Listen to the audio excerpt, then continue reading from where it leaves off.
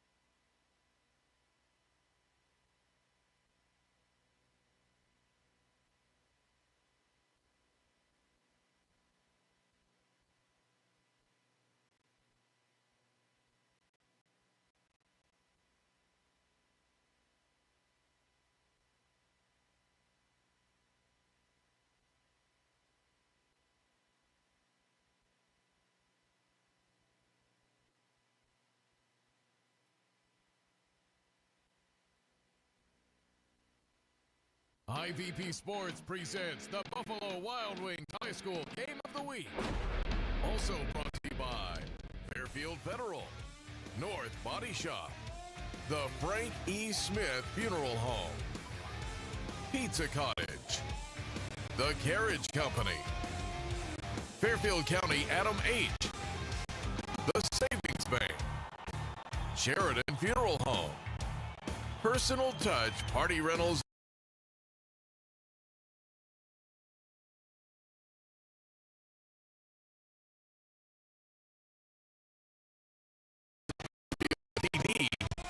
and Buckeye Toyota. Straight on. Keep growing these trees. I'm just glad it's dry.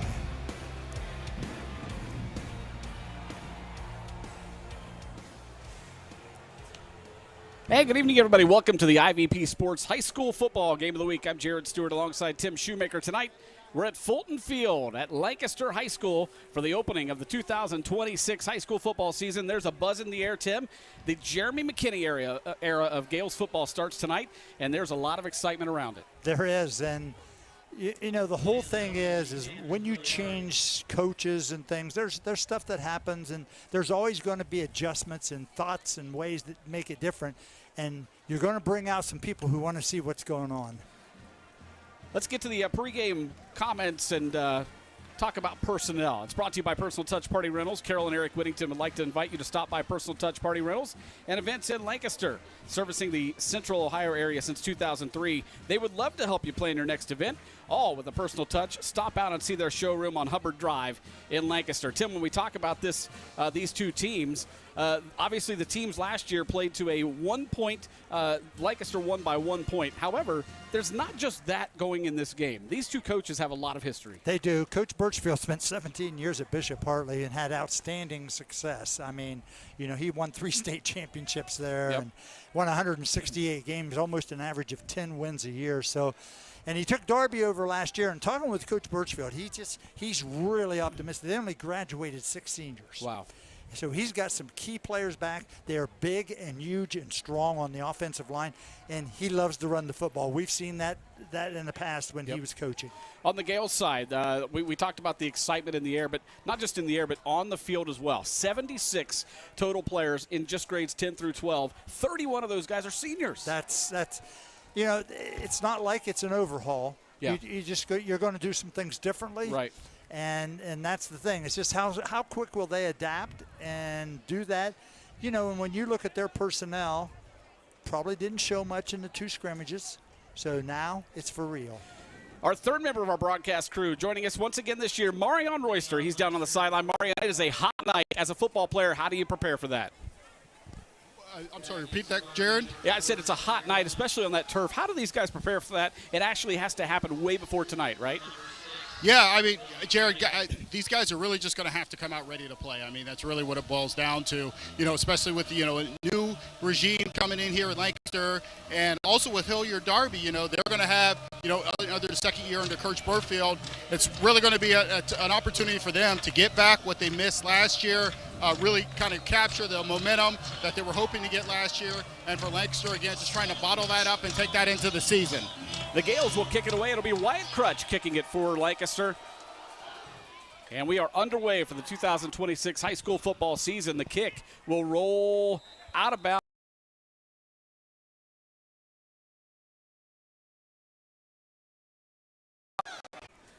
And it's a reverse. Going left to right is Cedric Holman. And Holman all the way out across the 50-yard line. Good play on first down for the Panthers. Yeah, what a heck of a player he is. I mean, like we just spoke about him, 6'1", 195 pounds. That's an athlete.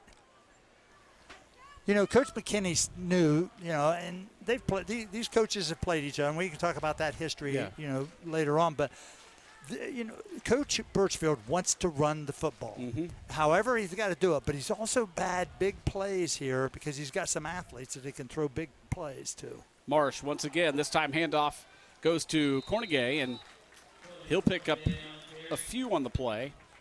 Talk about size. The quarterback, Jonah Marsh, 6'2", 190. Yeah. Or 180. He's a big guy. He can. Yeah. That's a weapon as well. If he needs to tuck it in and run. Right, and he's got a year under his belt in their system because last year was the first year for Coach Birchfield at Darby. Lancaster won this matchup last year in week number 1, a game that went back and forth. They won it 21-20, an exciting football game up at Hilliard Darby last year. Just underway here at Fulton Field. Marsh rolling near side, has pressure, and the pass is low. The pressure coming from Jackson Reynolds. Yeah, Jackson's probably one of the best defenders in Central Ohio, Jared. He has a name. People know who he is. Good size, good athleticism. There's a flag down. I didn't see that, but it is going to be a chop block against Darby.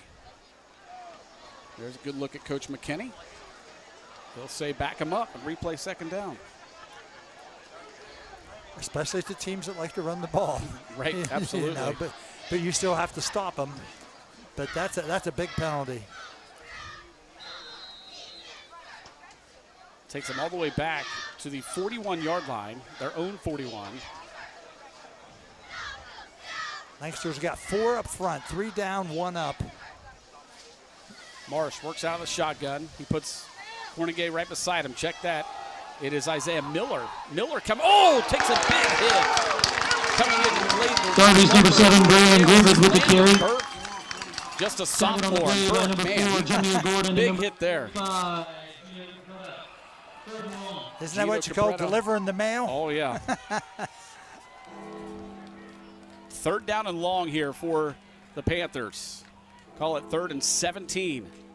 See if the Gales defense can get off the field and get the ball to their offense. Panthers taking their time getting the play in. Marsh has 2 receivers out to the far side. Yeah, this is what you got to prevent. They're pretty good at getting big plays.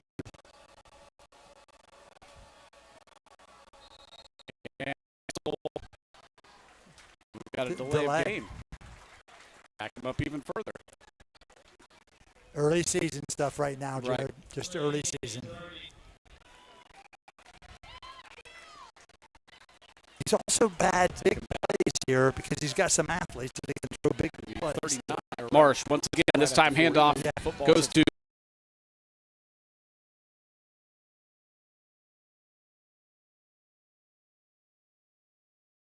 going to be shy of the first down by about 9 yards. Yeah, but you know what? If you want to go for it, you have a little better shot.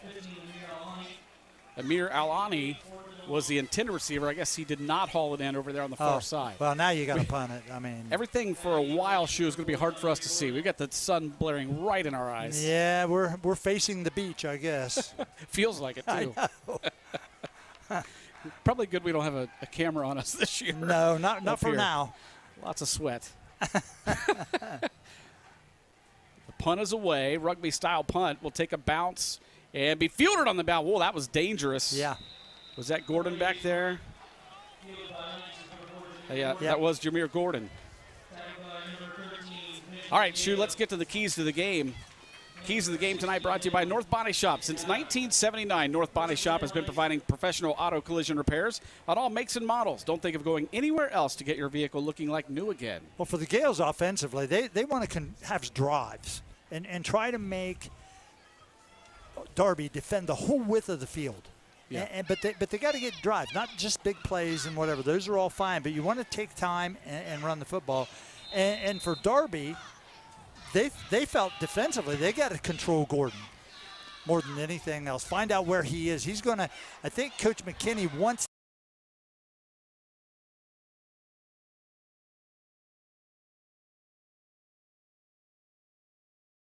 was number 4, Jameer Gordon. Gales led on offense by senior quarterback Brody Brocco. This is his first year as the starting quarterback. However, he spent some time last year, about 3 or 4 games, when Brody Burke was hurt. Yes. He got the start. Didn't look very well in those games. He did very well. He's quite athletic. I think he's going to have the ability to run and throw. And, you know, he was the player of the year in baseball, I believe. Really good pitcher for the Gales baseball program. Here's Brocco keeping it himself. Gets across a 35. Now right on cue. Close to the yard to gain, but I think he's going to be shy by about a yard. You know what? He never ran the ball in the scrimmages. And really? that was planned. So he's going to be part of their versatile attack. 3rd down and 1 for the Gales. Gordon will line up to the left of Brocco. 2 receivers out to the far side. There you go. Darby jumps. Again, first game mistakes. Yep. Encroachment Gales going against to the get the defense. benefit. That'll be a Lancaster gaining a first down by first down. It doesn't matter how you get them. Exactly. It keeps drives alive.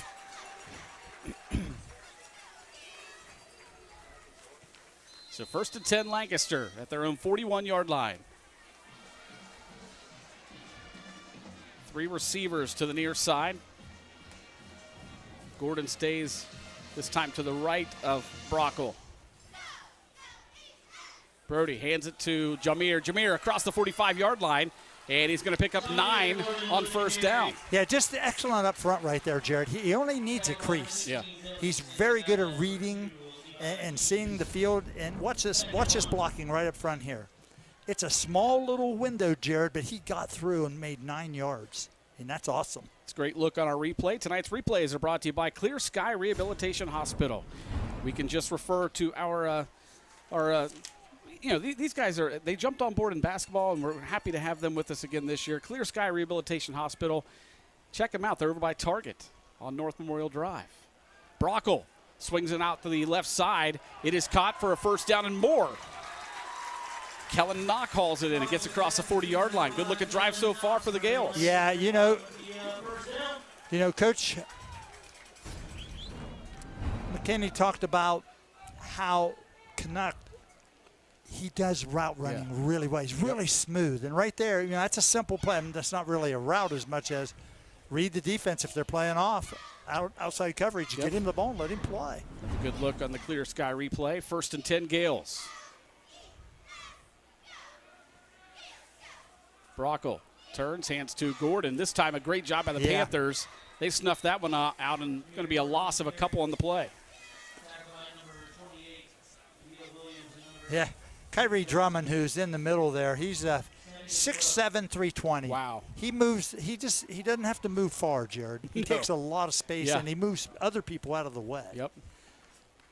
So you're running toward him. You're going to turn and go the other way. Wow. So 2nd down and 12. 6:40 and counting here in the first quarter. Jameer resets to the right side. Brockle looking to swing it to him, but he's going to tuck it and run. Good decision by Brody up across the 30-yard line and down near the 25. Yeah, that's his athleticism right there. Read it and go. Yeah. This is Looks very poised, doesn't he? He does, and this is the drive you're looking for to open the game, Jared. You're keeping the ball, you're making first downs, but you know what? He didn't hesitate. Yeah. That's what I like. And he went north-south. Get the yards. 1st and 10 for the Gales.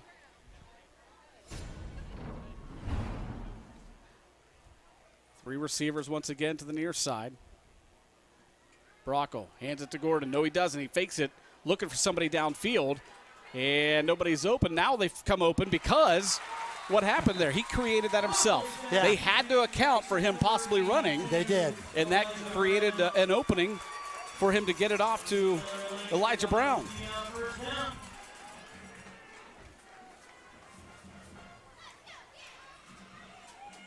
It's a great-looking first drive for the Gales. See if they can cap it off. So many seniors on the field for both teams. Yeah. It's really pretty good for both teams to have that many seniors. It's a good look from our field camera right there, right at Brody Brockle. He hands it to Gordon. Gordon tried to get to the outside and will not make it. A good job by the Panther defense. Leading the charge was number 4, Cedric Holman. Yeah, that's the same Cedric Holman we saw the reverse earlier. So he's a two-way player. You'll see him here on the clear sky replay. Look at that. Watch him That's come up. also, 26, slowing him down. That's Quentin Bomber. Now, Holman came up aggressively, made a nice tackle. So 2nd down and 11 for Lancaster. You can see Darby's in there 44. Same like Lancaster, 3 down, 1 up, but they're staying with 4 people up. They want to keep pressure on the offense. Brockle back to pass. It's his in and out of the hands. He took a hard hit. I think that was Pompey there. Yeah. Jack Pompey. 26 again for Darby. That's Bomber. I mean, you look at him, and he's a D-back there. He's 6'3", 215. Wow. These are some good-looking athletes we got on the field tonight. Yes. Clock rolls are stopped at 5:06 here in the first quarter. Hey, there's a hint of a breeze there. Is there? I don't feel it. I know you're not close to the window. Or maybe he was breathing hard beside me. Yeah, maybe. Here we go. 3rd down and 11 for the Gales. Gordon stands to the right of Brockle. Brockle reset Pompey to the left side. Here comes Brockle to pass. Looking, tucks it in. Brody tries to dive toward that 5-yard line. Here's decision time for Coach McKinney. First big decision of the year. Do we kick it, kick a field goal, or do we go for it here on 4th and what looks like to be about 4? They're going to try a kick one. Wyatt Crutch will come on to kick for the Gales. Now, you would prefer his name to be Clutch, right? Yeah, good point. Actually, check that. Gunnar Bell will kick it. Okay. Crutch kicked off, but Gunnar Bell will place kick. He'll be the place kicker out of the hold of Jack Pompey.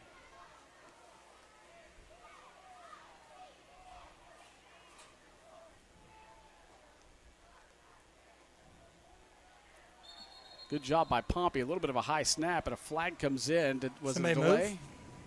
Might have been a delay of game. You're right. Wow. It did seem like it was taking a while. I did not check the clock there. So that's going to back him up 5 yards.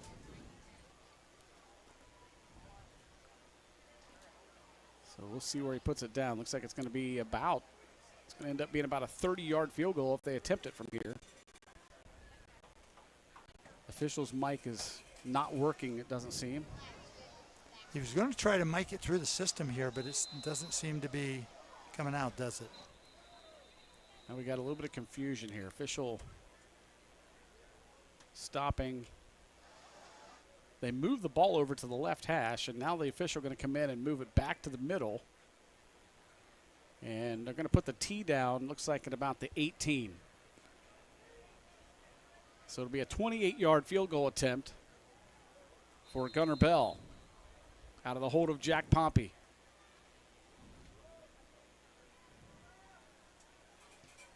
Hold is down, kick is up, and it is good. And the Gales are on the board first with 4:07 to play in the first quarter. Lancaster leads Hilliard Darby 3-0. Excellent first drive. Yeah, it was. And a great job there by Gunnar Bell. It didn't bother him that they backed him up 5 yards. We'll just kick it through from 28 instead. So the Gales, after a nice defensive stand, they come get their first drive on offense and take it down and get 3.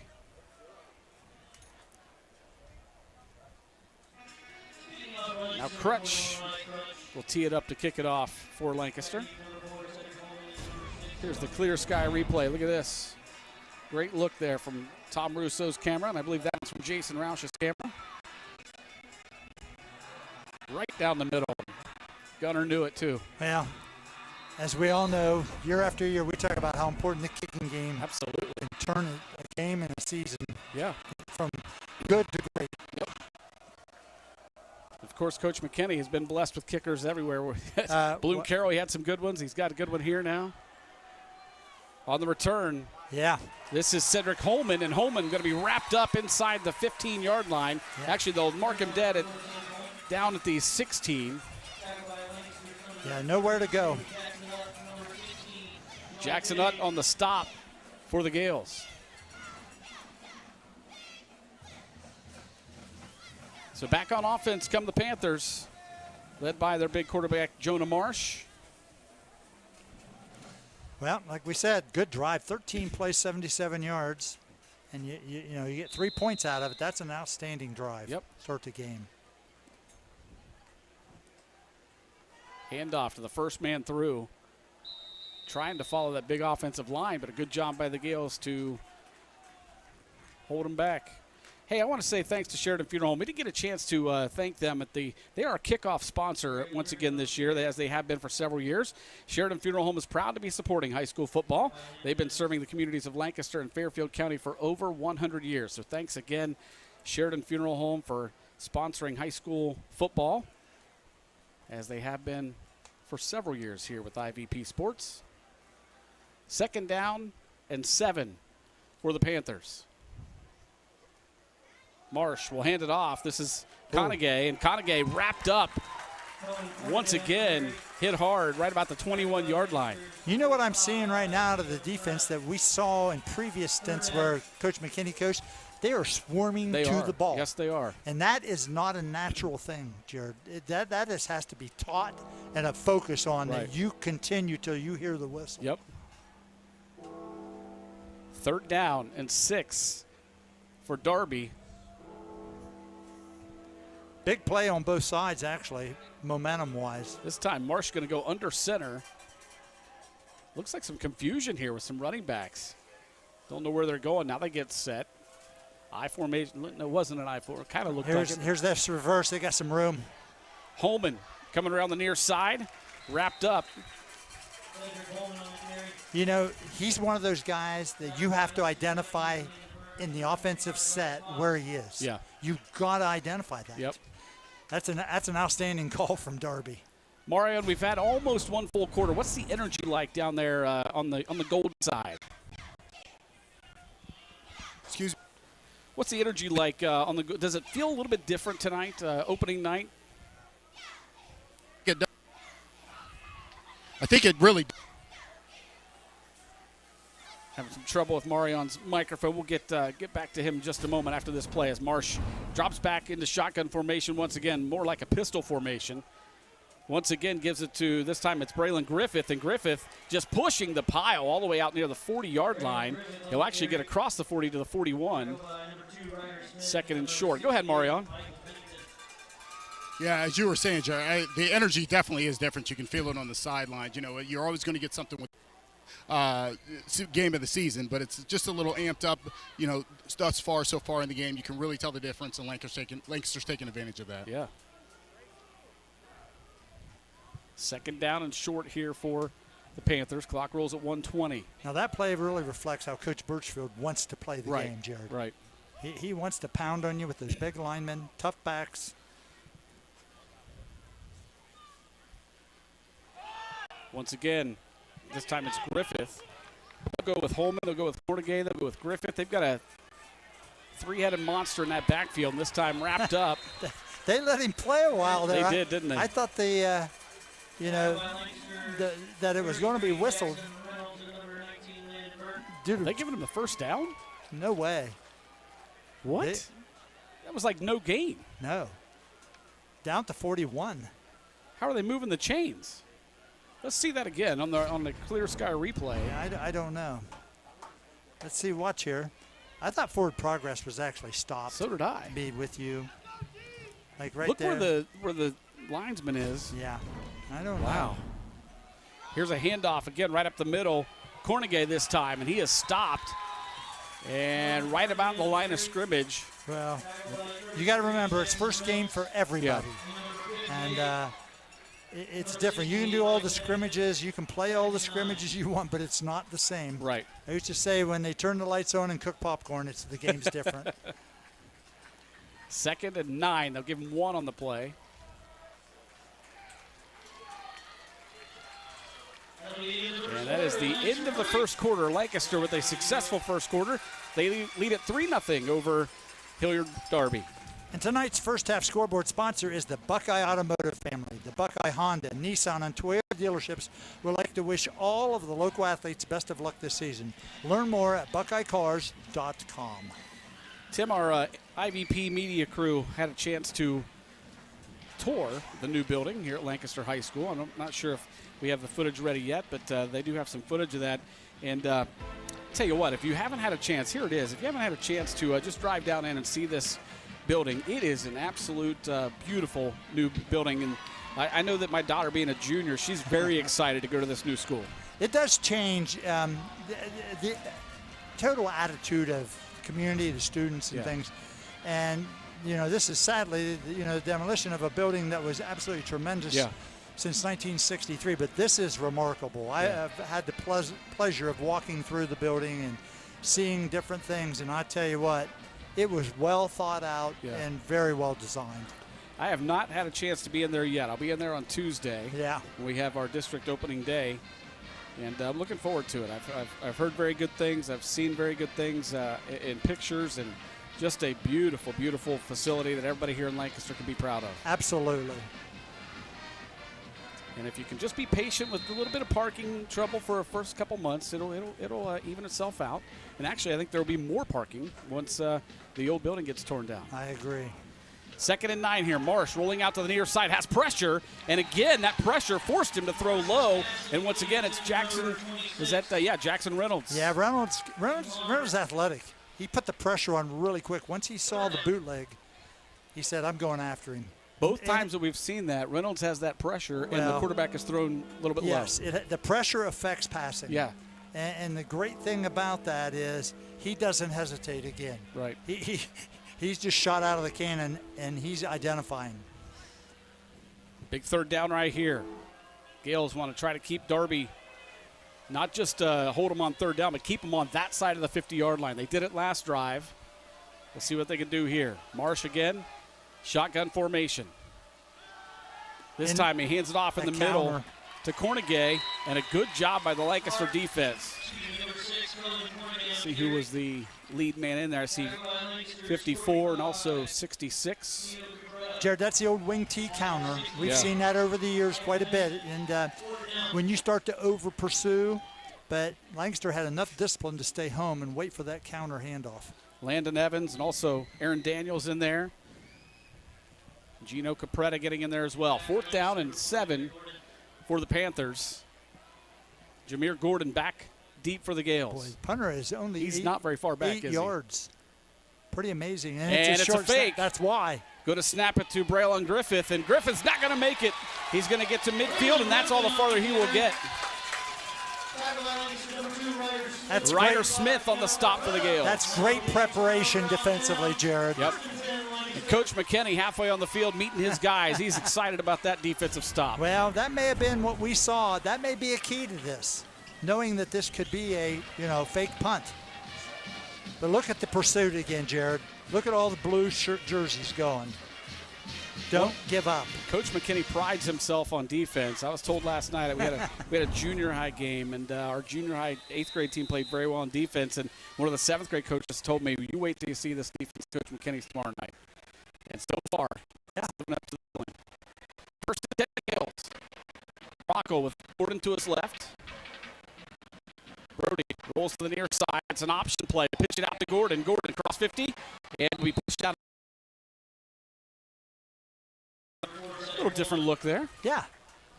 Give him a little option. And guy, When Coach McKinney was hired, he brought in several of the coaches that have been with him for many years. Well, I don't care what sport it is, and I've experienced it, but when you land a new position or an opportunity, you need to have some of your reliables with you. Right. Not everybody necessarily, but you need some of the people who really know how you operate. And one of those reliables is Jack Cheek, back here at Lancaster and doing a great job. Whoa. Gordon this time across the 40, still on his feet. We've got a flag flying in. This one might be coming back a little bit. Might be a mask, maybe. Either that or a block in the back, Yeah, I possibly hope not. downfield. I couldn't tell, Jared. Too much sun in my face. Let's get it on the clear sky replay, see if we can Yeah, see it. watch the burst here. Boom. Holding against Lancaster. See if we can, I think that it came from Right there. right there, yeah. The receiver. They got Pompey on the hold. Yeah. So that wipes off a long run, but it still gives them the first down. Well, Gordon showed his burst, didn't he? Yeah. And he does not, the thing I like, he gets a lot of yards after contact. Oh, absolutely. He does not come down easy. Strong runner. Gordon will get a break. Right now, standing beside beside Brockle is Braden Allen. And Allen, no, check that. It's Jackson Utt, and Utt shot like a cannon out through there across the line of scrimmage all the way out to the 28-yard line. Well, one of the last things you got to understand is you may have two great playmakers, but some other people have got to chip in and help. Yeah, absolutely. He's got 3 receivers out to the right side. Yeah. Pompey, Knock, and also out there is 82. We saw him catch one earlier, Elijah Brown. Brockle gets some instruction from the sideline, maybe changing the play here on 2nd down and short. Gales inside the 30 for the second time in their second drive. Utt gets to about the 27, but that's all the further he could get. Going to bring up a 3rd and short.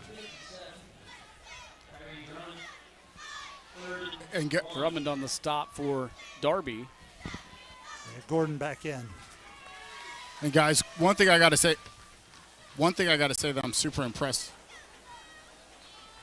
Call it 3rd and 2 officially. 9:36 and counting here in the first half.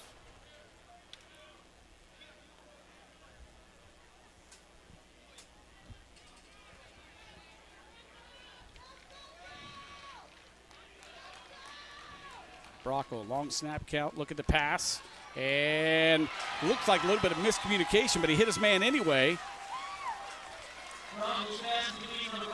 I think it was completed to Kellen Knock, and then somehow it ended up into the hands of Elijah Brown.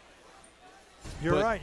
There was a lot of confusion. Jack Christ was out there very close to where the pass was being thrown. Somebody ran a wrong route or something. Yeah, I think the tight end there. So on the hit, I think it came loose, but Brown was able to recover it, as you see on the replay. Yeah, guys, I got to say, from down on the field, it looked incomplete, but fumble and a recovery, first down Lancaster nonetheless. So you think no control? Is that what you thought it was, Marion? Here's Gordon on first down. Gordon stays on his feet. Touchdown, Wow. Gales.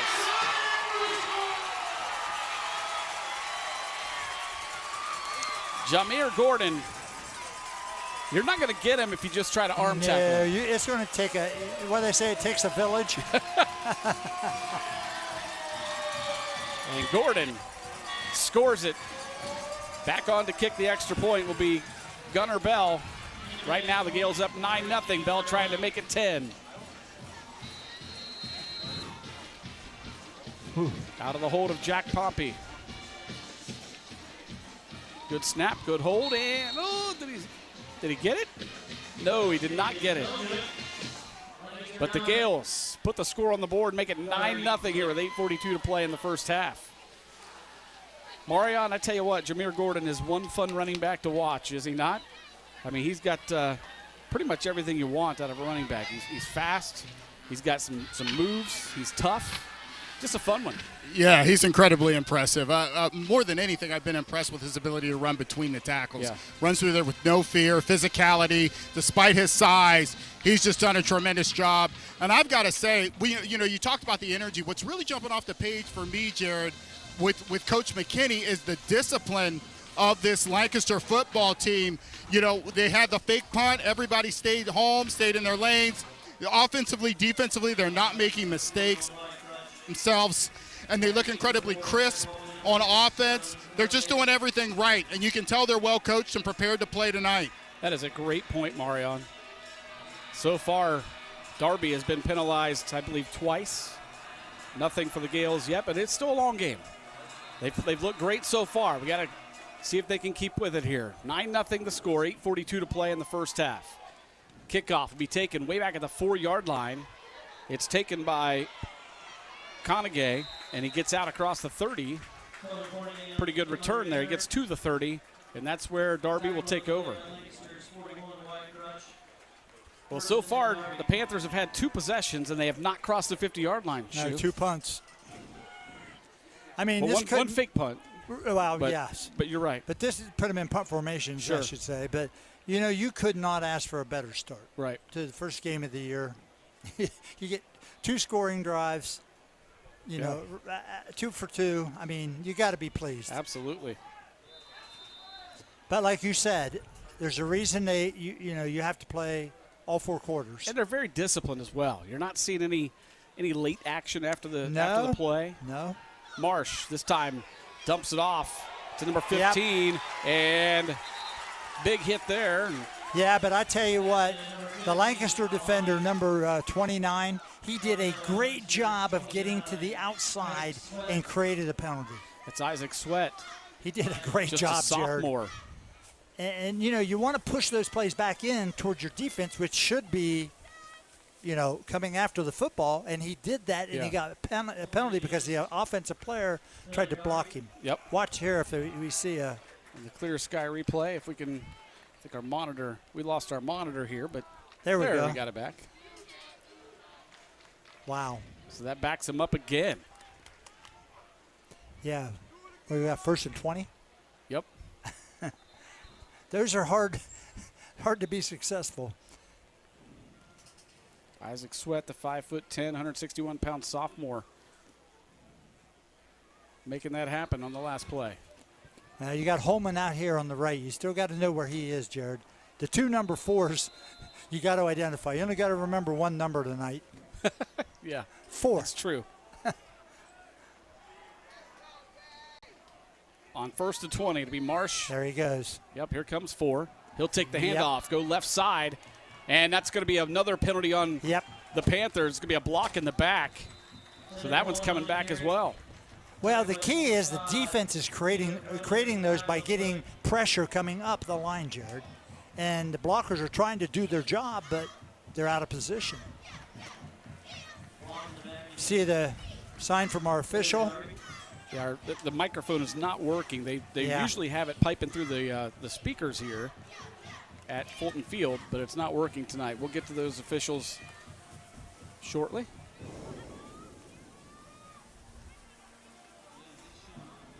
They'll move it to the near hash. 1st down and 30. After this play, we'll tell you about our official crew tonight. They'll split two receivers out to the far side. Marsh out of the shotgun. Inside handoff. And it did not fool the Lancaster Gales. No, Reynolds. Jackson Reynolds right there to make the stop. He's an outstanding tackler. We saw him last year. He's a really good tackler. And we've got drone invasion up here in I the see sky. that. Did you Yeah. see that? Yeah. Here's our official shoe. Referee is DeJuan Hammonds. Our umpire is Chris Vaughn. The head linesman is Michael Chandler. The line judge is Dan Junk. The back judge is Christopher T. McCaleb. And the center judge is Gregory Moore. And I talked to Mr. Moore last night, and he gave us all the positions and some possible rules changes or things we have to think about. Yeah, we'll get to those in a little bit. We have a little bit of downtime. We'll tell you about some of the rule changes in football for this year. Marsh rolling out and throws it short, and guess what? Once again, Jackson Reynolds on pressure and forced that low throw, short throw. Yeah, that's a weapon right there. You know, when you have that on defense, can cover so much ground, so athletic. 3rd down and 27 here for Hilliard Darby.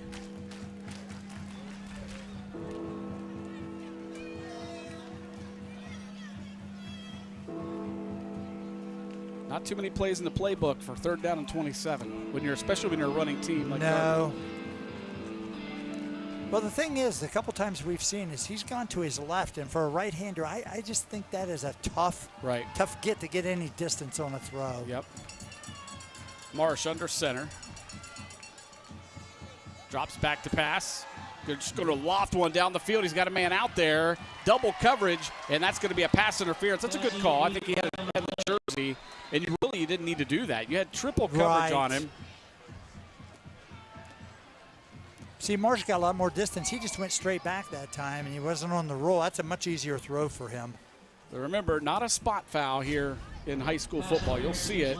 It's a good pass by Marsh. Put it out there. This is part of Darby's offense. Run the ball and then big play passes. He threw that, 45 yards in the air? Pretty easily. So the pass interference. We'll move it now to 3rd down and 12.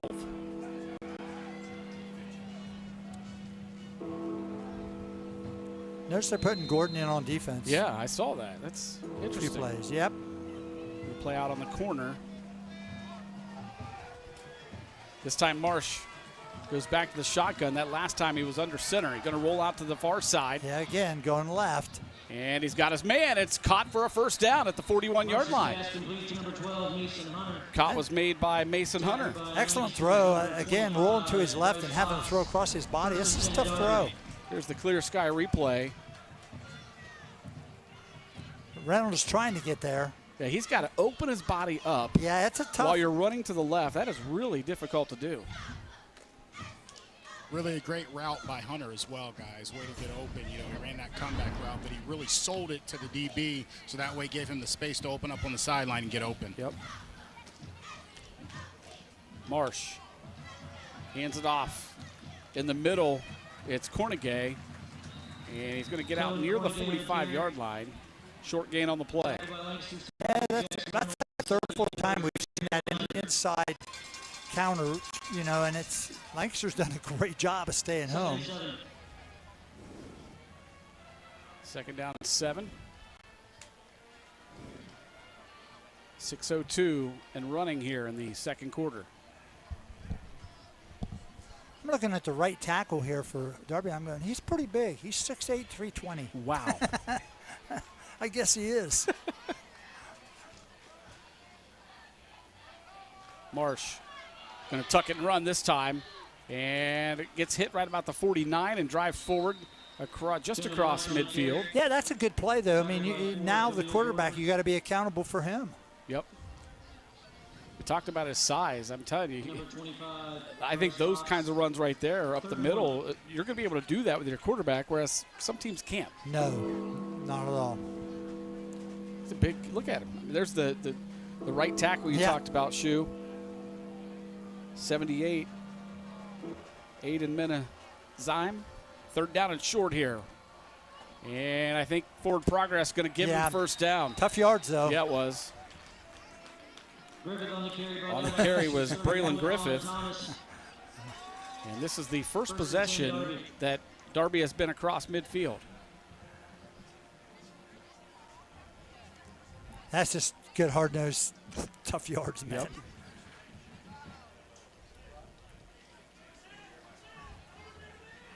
The competition is right at the line of scrimmage. Yeah. Very hard right now.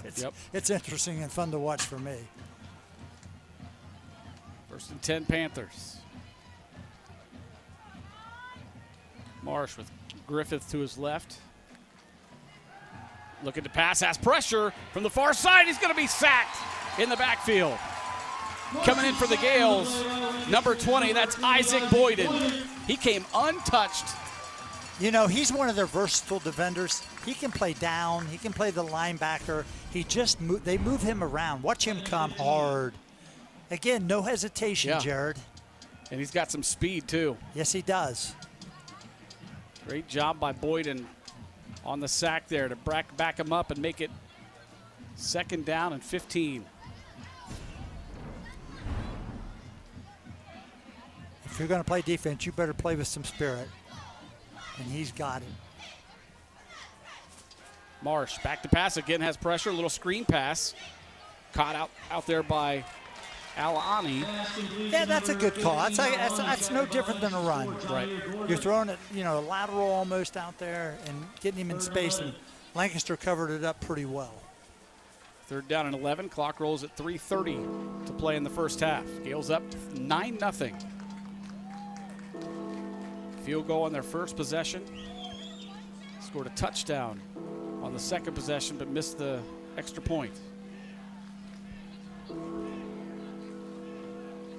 Defense would love to get the ball back to their offense here right before halftime.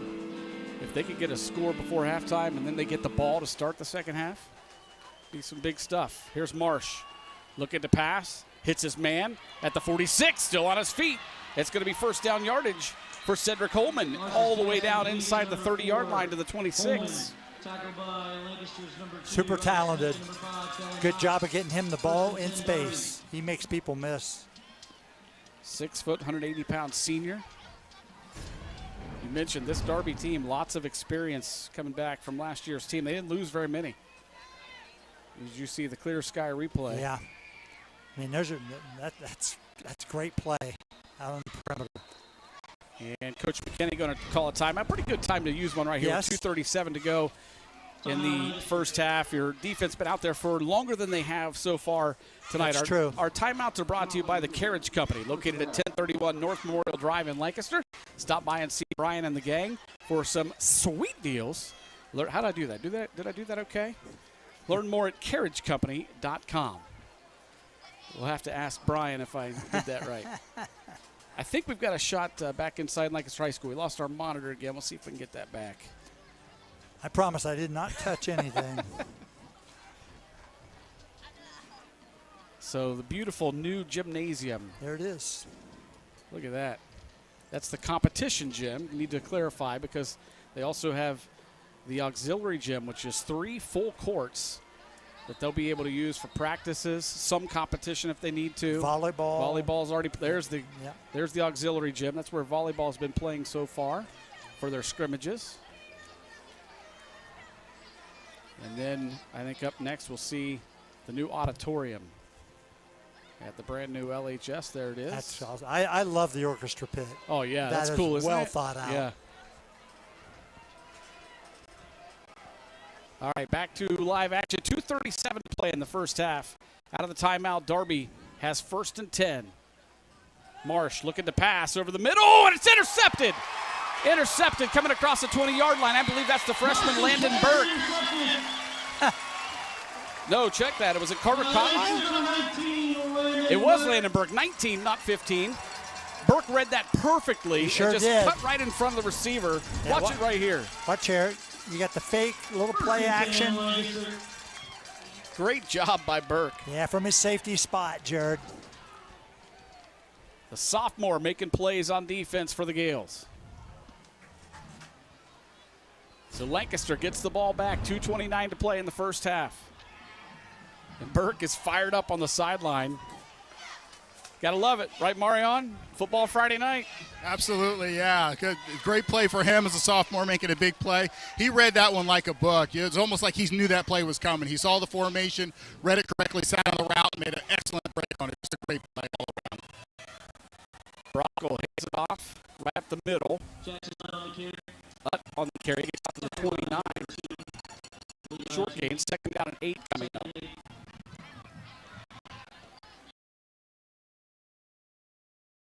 Gold. Get our first look at them for the 2026 football season. I'll tell you about the sponsors of the band show coming up shortly. Still lots of football to play, though. Two minutes to play in this first half. Gales want to get a score here before they head into the locker room. Brockle on that option play again. This time keeps it himself. Brody gets out near the 35. I think they'll mark him down about the 34. And it's going to bring up a third down and 2. They get him to the 35.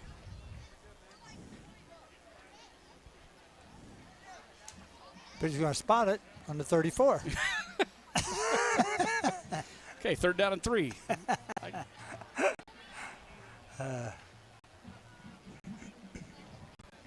Birdie gets the play from the sideline.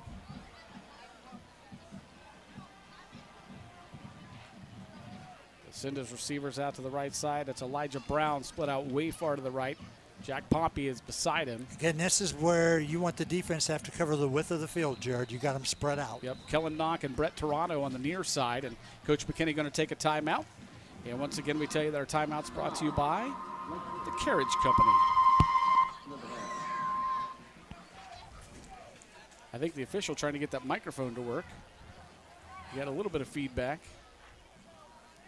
Good time for us to tell you about our halftime band show, since it'll be coming up in just a little over 1 minute. The band show will be brought to you by Frank E. Smith Funeral Home, Crematory and Monuments, family owned and operated since 1889. Check them out at funeralhome.com. The Frank E. Smith Funeral Home, respect for tradition, regard for change. Also brought to you by Fairfield Federal. When it comes to our customers and our community, we go above and beyond to help. Personal or business banking, whatever you need, Fairfield Federal Savings and Loan specializes in banking that revolves around you. Member FDIC, equal housing lender. That'll be the Lancaster Band of Gold coming up in just a little over 1 minute.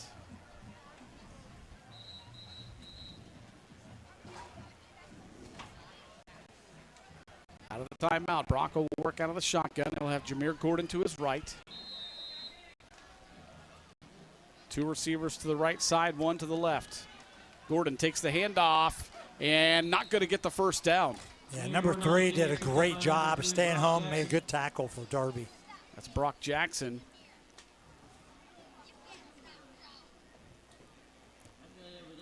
So it's going to bring up a 4th down and 1 here. Yeah, for see the him Gales. come right there, read it, made a good tackle. Coach McKinney going to leave his offense on the field, and I think Darby takes the timeout this time. Yeah, why not? I mean, they haven't used one yet. I think the main thing, if I'm Coach Birchfield right here, I'm saying watch the ball, don't move. Don't move until the ball moves. No. Yeah, and you know, the decision that Lancaster has to make in punt formation here is, do you want to have a long count to try and Right. get that and punt it 5 more yards or not? I think I know that girl. I think so. You find her in a bedroom in your house, right? Yeah, that's where she spends 99% of the time, with the lights off. Brooklyn, are you home?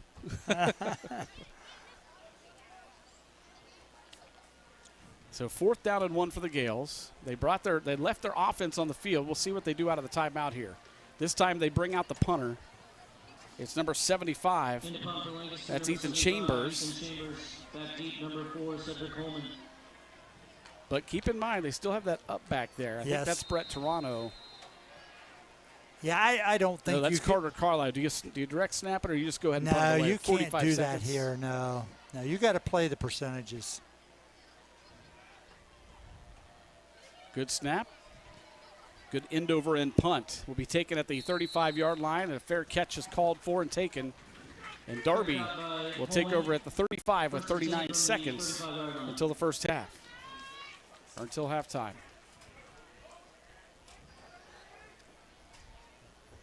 So, Marion, before we get into halftime, I tell you, if you're Coach McKinney, you've got to be pleased with the way your guys have played, but there's also some things that you can correct and work on when you go into halftime to talk. Yeah, but again, extremely pleased because, again, you couldn't ask for a better start as far as the execution goes. But absolutely, you're right, Joe. There's certainly some things that they can clean up, particularly on the offensive end.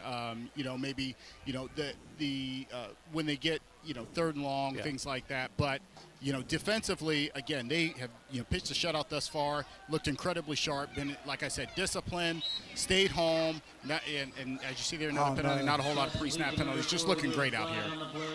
Are they going to call, okay, is it a chop block? As I was going to say, surely you're not calling roughing the passer. Chop block, Darby. No, you're right. They got the chop block. Great pressure there brought on by Xavier Millizer. Man, he was coming hard at the quarterback. Watch right here on the Clear Sky replay. I mean, he just got around his man. Yeah. The chop block was right there, 78. The big boy. On Boyden, yeah. Heck, if he falls down, it's like a tree anyway. I mean, that's dangerous. Yes. I mean, Boyden's he's not that big. No. He's 5'10", 177 pounds. Yes, and you have a 320-pounder coming at your legs from behind. Yeah. No, thank you. Lots of penalties in this first half for Darby. That one backs him up all the way inside the 20. Mostly blocking technique things, Jared. Marsh passes complete to the 15. Good move there by Cornegay. And Cornegay all the way out of bounds at about the, where are they going to mark it? Looks like the 18. Sixth penalty of the night for Hilliard Darby. Thanks to Beth Campetti on our stats in the truck tonight. Yeah, that's just too many. I mean, but in the first game, sometimes stuff happens. It's not the same, like I said, as a scrimmage situation or practice. You cannot simulate the game. I think it's, 6-1? Am I correct on that, Beth? I think the Gales had one penalty so far. Second down and 18 here. 23 seconds to play in the first half. Marsh looking to pass, and this time it's going to be another penalty on Darby. False start. Good ball, false start. On the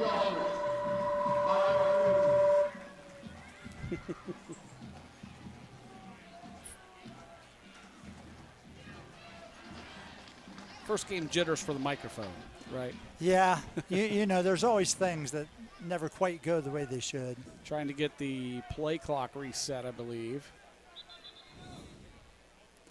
Well, the game clock was at 23. I don't know. Yeah, that's what I looked down there. Coach Jack there they go. is motioning 2-3 to put on the game clock. Yeah, I don't know how you could have 22 with the penalty. Right. The ball's dead. Okay, here we go. They're just going to run it here, I think, now, Jared. You don't want something crazy to happen. Nope. They are not. Marsh going to loft. End over end pass. Wow, what a catch. Going up over top. Holman. Cedric Holman. Yeah, he's good, man. That was impressive.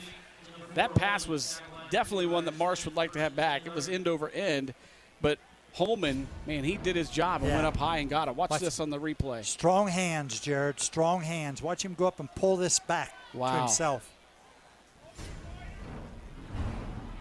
Ryder Smith was on the coverage. There's a long pass way downfield to the 5, incomplete. Intended receiver that time once again was Holman. Yeah, with 3 seconds, you got to play, not prevent, but you got to play deep. Brody Brockle now going to go in on defense for the Gales. Yeah, keep everything in front of you. Which he played. He was a starter on defense last year. And obviously, for obvious reasons this year, keeping him off the field on defense unless it's a situation like this. And now we have a timeout on the field, I believe. Coach McKinney takes it. No, Darby takes it. Well, you know, there's not going to be anything too complicated here because they're going to probably, what they've shown here is probably go just throw it deep. Yeah. Hope for a penalty. A penalty cannot end a half, so. So they brought in some guys that they feel like can cover deep downfield. Yeah, they could use this press box to make extra money for a sauna during the first half of games. Holy cow. True. Woo. Well, before that sun goes down, it's brutal up here. I hope Bob brought something to help us dry out. I'm still waiting for the elevator, too. Yeah. Great view. Yeah, our crew always asks, why are you guys going up so early? Well, we got to catch our breath by the time we walk all those flights of stairs. Yeah, not getting any younger.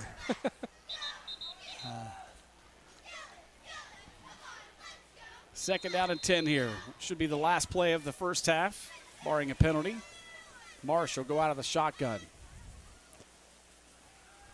Just going to loft one down the near sideline. Once again, another end-over-end pass. Whoa. And is broken up by Brody Brockle. And that's how the first half will end with the Gales on top. They're pitching a shutout so far, and they'll get the ball to start the second half. They lead it over Hilliard Darby, 9-0.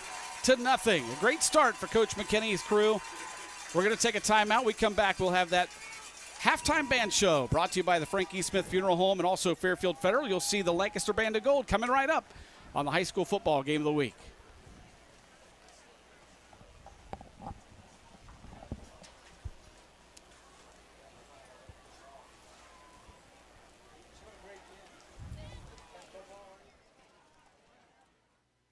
At Fairfield Federal, we believe true prosperity is shared. For 130 years, Fairfield Federal has invested in the community that built us. From supporting businesses that employ our neighbors, empowering the initiatives that strengthen our community, and serving generations of families, Fairfield Federal is proud to share this milestone of progress with our hometown. Fairfield Federal is your place for checking, savings, and home loans. Member FDIC, Equal Housing Lender, NMLS number 402612.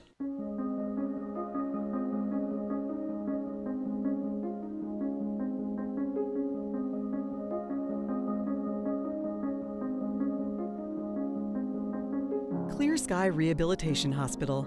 Our values and beliefs guide every decision we make, truly reflecting who we are at the core of our hospital. We are passionate about providing superior, personalized rehabilitative care. Our patients are our priority. Our staff goes above and beyond normal service expectations. Their training, knowledge, and expertise allow them to provide specialized quality care to our patients so they can recover to their highest levels of independence possible.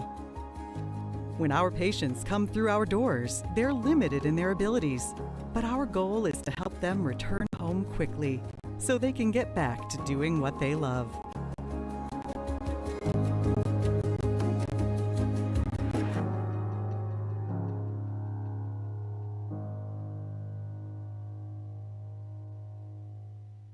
Pizza Cottage offers a wide variety of specialty pizza and subs, along with other mouth-watering menu options. Dine in with us or choose carry-out or delivery to enjoy your dough on the go. Good pizza, good people, and great memories at Pizza Cottage.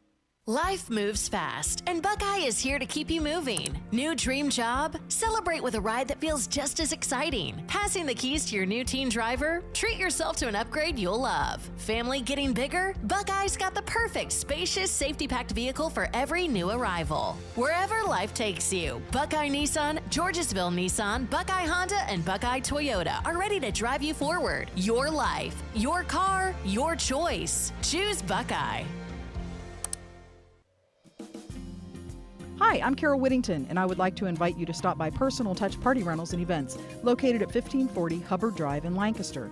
We are a small family-owned business and have been servicing the Central Ohio and Hocking Hills area since 2003. Graduations with a personal touch, weddings with a personal touch, corporate events with a personal touch.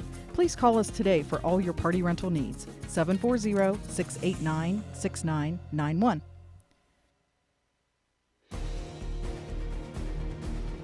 Buckeye Lake Marina is a full-service marina offering new and used boats for sale. Brands like Bennington, Crown Line, South Bay, and Chaparral. They also do boat service, canvas repair, and custom boat covers, and they sell ethanol-free recreational fuel. Located in Millersport at 2920 Canal Drive, 740-467-2697. Online at BuckeyeLakeMarina.com.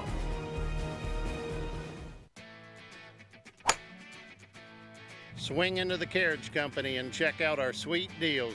If you're looking for the best selection of clean, quality used vehicles, look no further than the Carriage Company. You'll feel secure with your purchase, knowing all vehicles undergo an extensive safety and service check prior to the sale. And all vehicles can be viewed online at carriagecompany.com.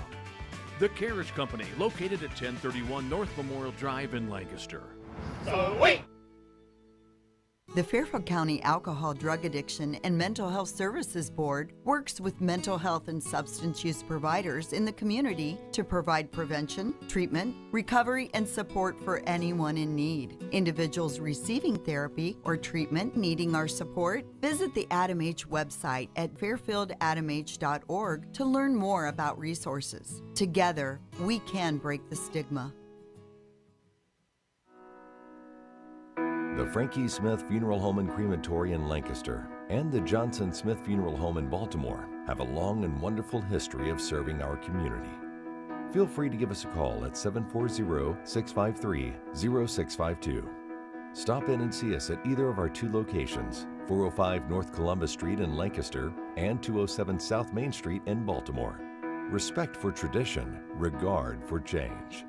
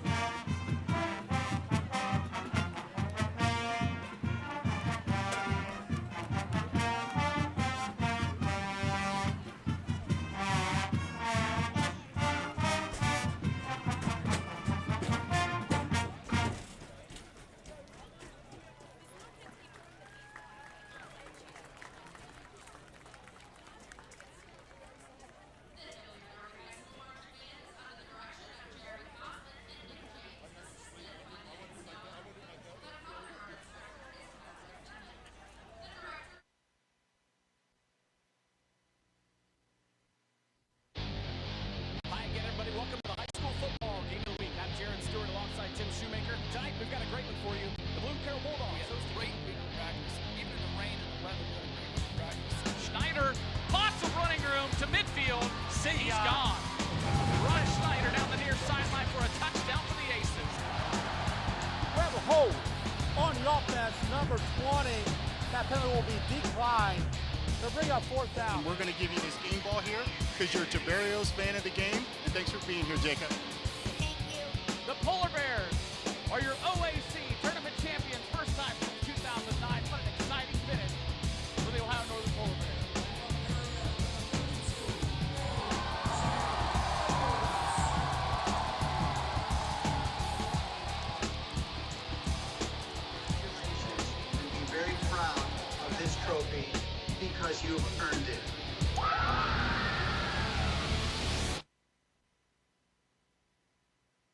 At Fairfield Federal, we believe true prosperity is shared. For 130 years, Fairfield Federal has invested in the community that built us. From supporting businesses that employ our neighbors, empowering the initiatives that strengthen our community, and serving generations of families, Fairfield Federal is proud to share this milestone of progress with our hometown. Fairfield Federal is your place for checking, savings, and home loans. Member FDIC, Equal Housing Lender, NMLS number 402612.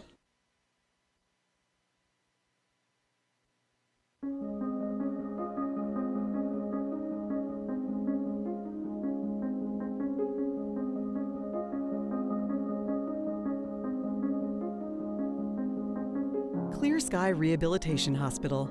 Our values and beliefs guide every decision we make, truly reflecting who we are at the core of our hospital. We are passionate about providing superior, personalized rehabilitative care. Our patients are our priority.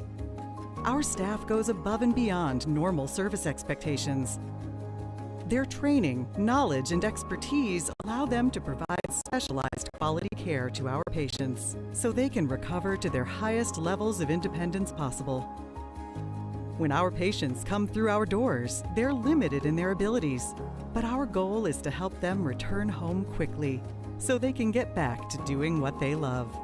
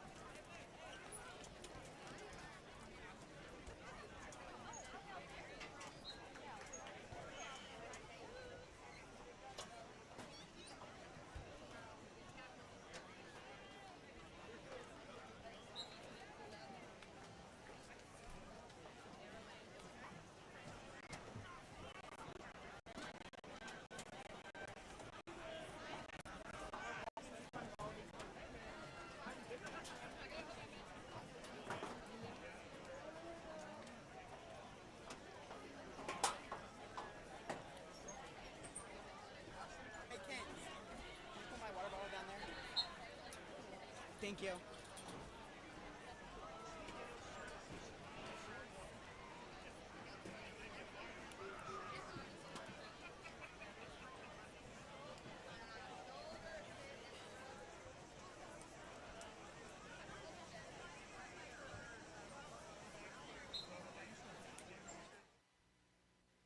IVP Sports presents the Buffalo Wild Wings High School Game of the Week. Also brought to you by Fairfield Federal, North Body Shop, the Frank E. Smith Funeral Home, Pizza Cottage, the Carriage Company, Fairfield County Adam H., the Savings Bank, Sheridan Funeral Home, Personal Touch Party Rentals and Events, Buckeye Lake Marina, the Pink Cricket, Clear Sky Rehabilitation Hospital, Fairfield DD, and Buckeye Toyota.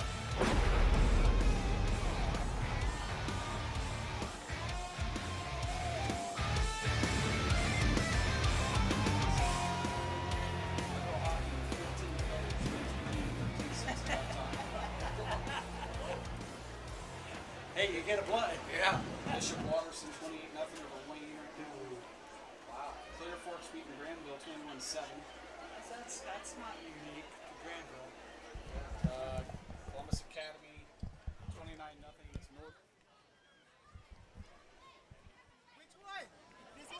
And welcome back to Fulton Field here on opening night of the high school football season. A great first half for the Lancaster Gales, as they lead at 9-0 at the end of the first half. And Shu, a great, I can tell you what, it's always a production here on a, we talk about it being a community event, still a community event here at Lancaster, but it's a little bit different because of all the construction going on, but it did not dull the crowd. The crowd came out. Everybody's excited. The band did a great job. Both bands did a great job, and it's just a great night to be at Fulton Field.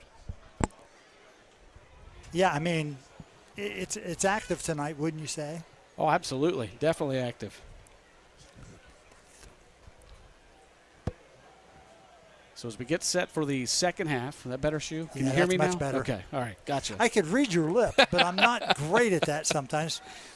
Ships might be something else. Let's talk about that first half for both these teams.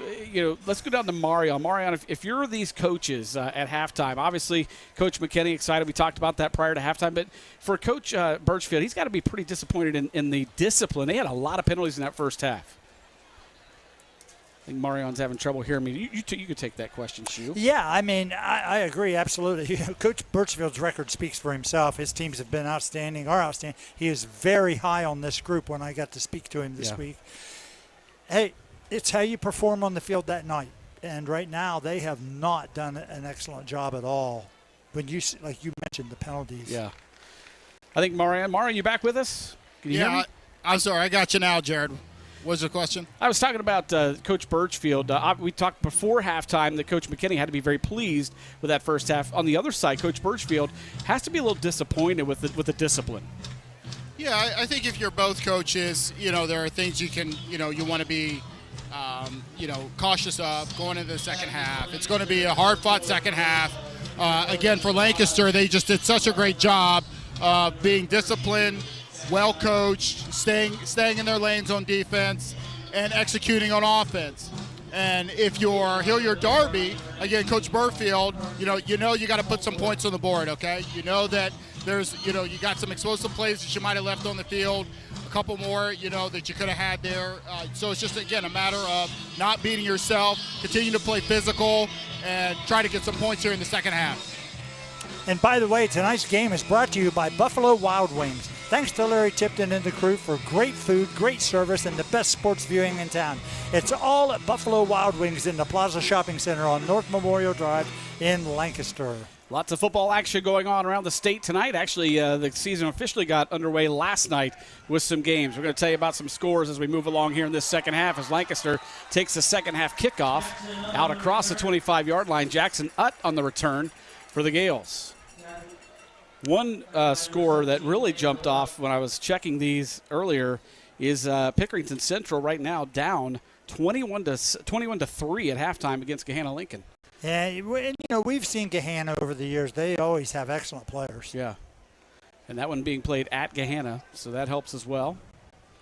Lots of excitement up there too. They have a new building. Actually, I got to see their basketball gym last year during basketball season when the Gales went up there. Just phenomenal. I mean, some of these schools that you're seeing come up now, they look more like colleges, don't they? Well, Gahanna is one of the few, and if you look in Central Ohio, it has not split. Right. And I mean, it's really got a big enrollment. Here's Gordon up the middle, and a good job defensively that time. Gordon had a lot of speed as he got to the line of scrimmage, but stopping him right away was Braylon Griffith for the Panthers.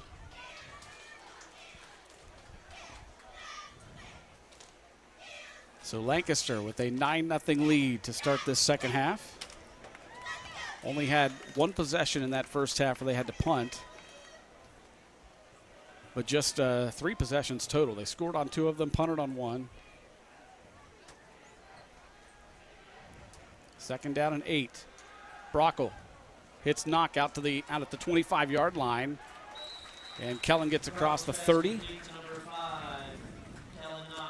Well, you can see they're doing a great job spreading the field, Jared. And again, I don't want to be too redundant, but Coach McKinney stressed they have to force them to guard the width of the field. And that's what they're doing. And, you might also say, well, why are they spreading so much, but they don't always throw it much? Well, when you spread the ball, you're actually spreading it to run it because you have to block less people. And there's a science to that. Third down and 2 here for the Gales. Bracco again gives to Gordon, and I don't think he got it. No, outstanding defense by Darby. In fact, he might have lost a yard. Backed him up to the 31, and the Gales going to have to punt in their first possession of the second half. Yeah, a lot of penetration from the Darby group right there. Number 58, Day Smith, 6'1", 320. Wow. That's 3 of them we've named over that. Yeah, some size on that front. Well, watch right here. Just watch the penetration. 58 right there. He just knocks the blocker down and just wraps it up. And by that time, here comes the reinforcements. Good look there on the Clear Sky replay. I'll tell you about our crew and who's giving you those shots and sights that you're seeing tonight here after this punt. Punt gets away from the 20-yard line, end over and punt. And they're going to back away and let it bounce. And they'll kill it dead at the 38-yard line. That's where Hilliard Darby will take over. Our crew tonight, our IVP Media crew, Bob Campetti, Josh Messerly, Beth Campetti, Donnie Ziegfeld, Shane Messina, all down in the truck. They do the hard jobs. There they are. There's Josh and there's Donnie. I think that's Bob's left hand. There's Bob. There's Beth. And then Shane was here helping set up. And then our cameras tonight. We have Jason Roush, Tom Russo, Jim Spires. And we got Grandpa Jim Spires, right? Again. But one of them just today, right? Did yeah, but tell us that one was born it's today? just been a week, hasn't it? Yeah, between the two. Yeah. Congratulations to Jim Spires and family. That's a great thing. Absolutely. He was super excited when he came in the truck. He had the phone ready to show us the pictures right away. Okay. Quarterback going to keep it here. Marsh gets out near the 40. Big scrum there after pickup of about 3. Yeah, but look, all 11 defenders. There's Grandpa Spires. He was running the camera in the original time that IVP filmed. 1991 is when he started. 35 years. Wow. Yeah. Not showing a day over, I won't say.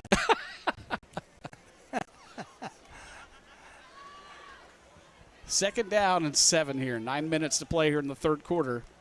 Marsh takes the snap off the turf and hands it off, and right there to meet him. 83 for the Gales, and that is Cam Crawford.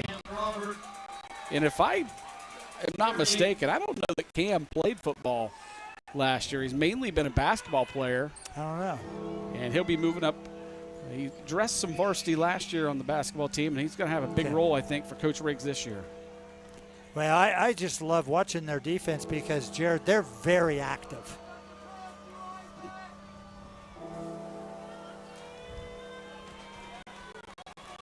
Here we go. Third down and 8:19 and counting here in the third quarter. Marsh rolling out to the left side. Again, throws across his body, hits his man. Good pass, good catch at the 50, still on his feet. And making some moves and gets out of bounds at the 41-yard line. Trying to see, was that number 4 once again? Yes. That's Cedric Holman. Cedric is phenomenal. Yes, you have to give him attention, man. I mean, he should have been tackled right there, but because of his moves. Oh, he's got 6, 7, 8, 9 more yards. There's another step back move. Gives them the first down, 1st and 10, inside Gale territory. Good run here on first down by Braylon Griffith. There's when Jim came into the trailer right before the game. He had that phone ready to go, showing us the pictures of the grandbabies. And there's our crew. Best crew in the business. We have a great time. We've got good people doing this. So we appreciate all they do. Little double handoff here right up the middle. Yeah, you got him on that counter that time. Just a little over pursued. Levi Keys, we have not called his name yet on the carry. They just got a 15-yarder, Jared. Little post play shove. And Coach McKinney immediately, look at that, immediately. Yep. Immediate. No questions asked. He's coming out of the game. Well, I don't know if that was the guy, to be honest with you. Watch right here. Now,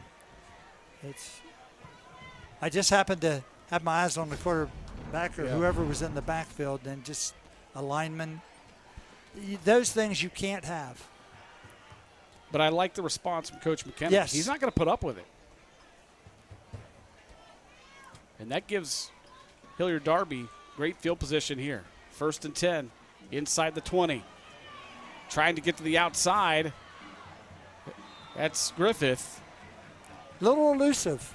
He is. Yeah, they looked like they had him in the backfield. Yeah. He did a good job of being elusive and getting away. Picked up 7 yards on the play. Going to bring up a 2nd down and 3. Clock stopped as he went out of bounds right about the 10-yard line. Well, they came out this half with a little different focus, didn't they? Yeah. First on defense, and now their offense looks much better. Much sharper. You know, offense is always slower to develop because there's so many working parts, Jared. Yeah. Good look there at Marsh. He'll give it off to Cromgay, and he gets up near the 5, about the 6-yard line. First down for the Panthers.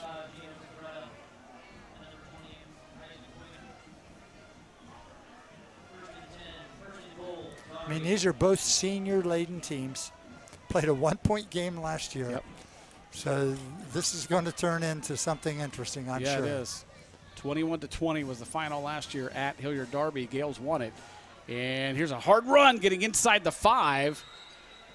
That last hit that was put on him actually almost jarred him into the end zone. That's true. He's going to get down to the 1-yard line. Watch it here. That's Corngay again, number 6 on the carry. Well, I think they have their backs' names. One is Thunder and one's Lightning, I think you're right.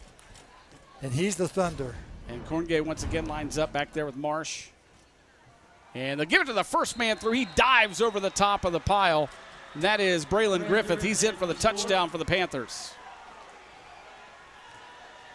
Very impressive drive. Now what you find out about your team, if you're Lancaster, is how do you respond to this? That's the whole key in athletics a lot of times. Yep. How do you respond to things? Watch how high he gets here. Yeah, he did. Just went right over him.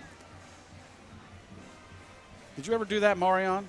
Dive over the pile? I know that, when you're a kid playing in the backyard, you try that. Did you do it as a Bobcat or as a Heath Bulldog? One time I jumped over a player and got flipped up, landed right on my shoulder. Oh, no. Still feeling it. Hey. Extra point is blocked by the Gales, so the score will stay 9-6. That's a big block right there. It is. Because now a field goal cannot beat you. Nope. So great job by the special teams there for Lancaster to block the extra point. And the lesson to that is keep playing every play. Right. You know what? The last play you can't change, but you can change the next play. This is interesting. Gale cheerleaders stunting here, and the student section trying to throw the, I guess it's beach night, Hawaiian night, and they're trying to throw the inner tubes on. That's interesting. Never seen that one. Yep, that's unique. Guys, I tell you, they talk about halftime adjustments. You got to be impressed with Hilliard Darby out of that one. You know, they were actually having a lot of trouble with the Lancaster defensive front with the quickness. They were kind of beating them to the spots and slanting really well. So what did they do to combat that? They ran right at them. And the ability to just overpower them with the straight-ahead runs really made the difference on that drive. And we'll see if they continue that the rest of the half. There's the drive summary. Shoe? Yeah, I mean, you average 7 yards a play, and it only took a little over 3.5 minutes. That's an outstanding drive. They were definitely aided by that 15-yard Gale penalty as well. Short kick, smart move there by one of the up men, just falling on it at the 28-yard line. Those things, that oblong football can bounce different ways. Never trust the bounce on that, that's for sure. Did a good job fielding it and just staying on it. So the Gales go back on offense. Their last possession, actually their last 2 possessions, they've had to punt. Well, right now you better dig in because you're in for a fight now. Yeah. You know, Darby came out and present themselves like Marion said. You know, we're gonna stuff it down your throat and see if you're willing for the fight.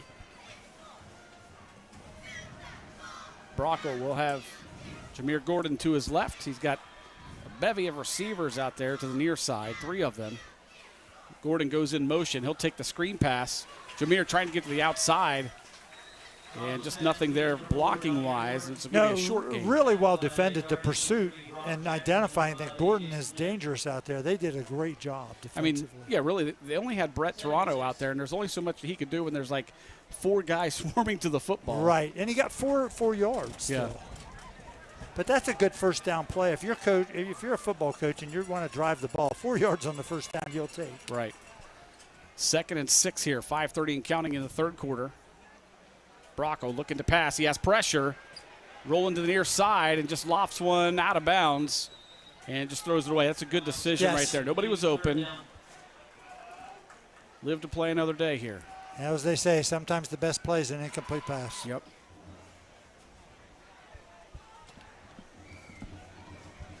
So 3rd down and 6 for Lancaster. As Brockle gets the plays from the sideline.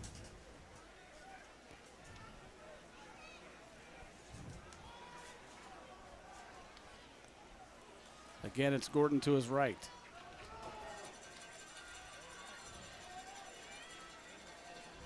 Brody, again pressured, steps up in the pocket. Brody tucks it in, he's got the first down across the 40. Great decision there by Brody Brockle. He stepped up, eluded the pressure, still looked for a man, but when he didn't see one, he just took off for the first down. Yeah, he's not super fast, but he's elusive. Clear sky replay coming. We don't see it, but you're seeing it at home. Really good job by Brody Brockle. Gives the Gales a 1st and 10 at the 44-yard line. There we saw the end of it.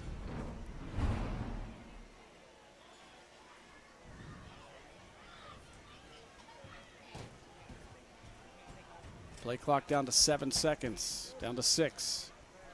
They snap it at 4. Brockle to Kellen Knox. And a good job snuffing that one out by number 2 for the Darby Panthers. That's Levi Keys on the stop. Yeah, not just snuffing it out, but a really good tackle. Absolutely.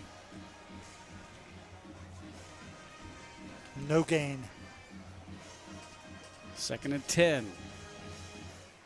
If you're the Gales, you want to come away with some points here. You just gave up the first 6 of the night right out of halftime after you had to punt, so we'll see what they can do here. 2nd down and 10.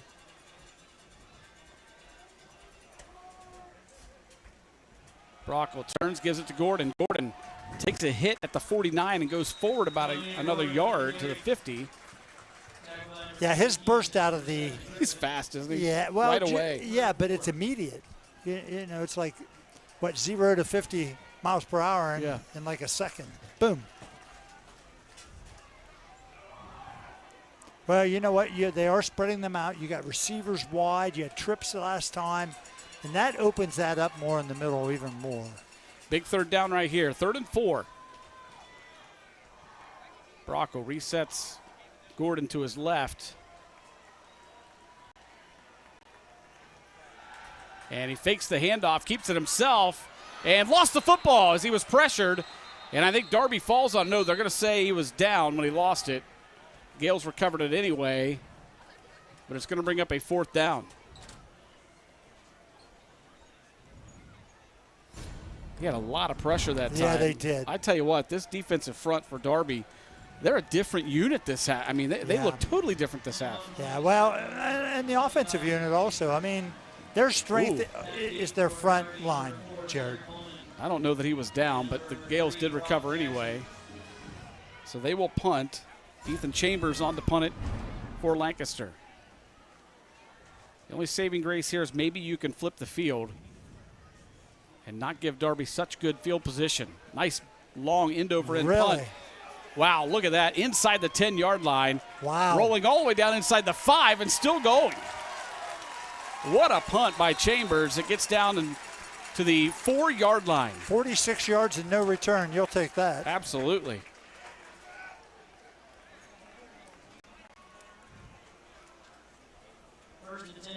So if there's a positive to take from having to punt there and put your defense back on the field, it's the fact that you flipped it all the way down to the 4-yard line. Actually, they put them at the 3, yeah.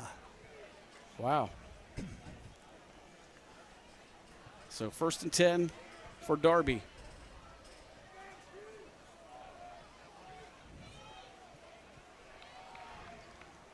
What do you do here when your back is to the end zone? Do what you just did the last drive. Be pretty simple. Yeah.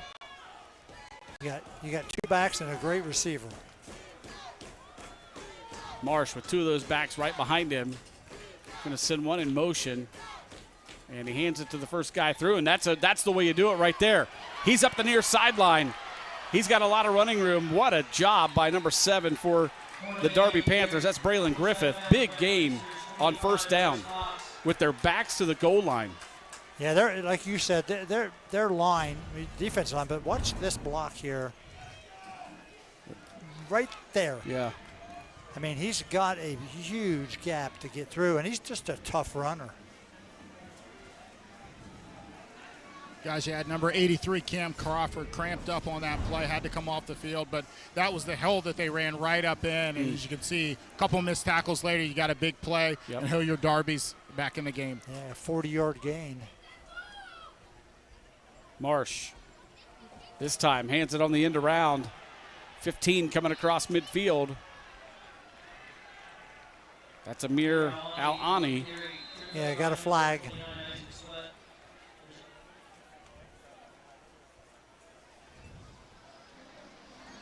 Sideline warning against Darby. Oh, my favorite.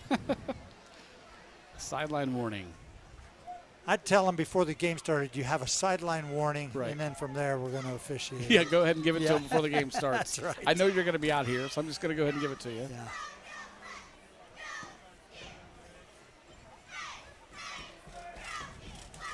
Second down and 4 for the Panthers. Clock down inside of 2 minutes to play in the 3rd quarter. Gales lead at 9-6. This half so far been dominated by the Panthers. After the first half, dominated by the Gales. Uh-oh, he turned the wrong way. Somebody, yeah. I don't know if it was the quarterback turned the wrong way or the running back went to the wrong side, but a good job by the Lancaster defense. Landon Evans leading the charge. Also Gino Capretta in there. Here you'll see it. He turns to his left. And he's not there. It's got to be a bad feeling right there. Yeah, that's you're not comfortable when that happens. And Capretta actually led the charge there on the tackle of Marsh. Big momentum play here. Yep, absolutely. 3rd down and 6. Gales defense going to try to get off the field here. Clock under a minute to play in the 3rd quarter. Play clock at 6. Marsh pitches it out. Griffith, or check that, it's Corngay, and he got the first down across the 45-yard line. Quick toss. Yeah, absolutely. Capretta once again on the stop for the Gales. This looks like the plan that Coach had coming in. Mm-hmm. You know, run the backs, get it to our receiver when we need to, but just get those guys out in space a little bit. Yep. They're hard runners, both he and Cornegay. 1st and 10 for the Panthers.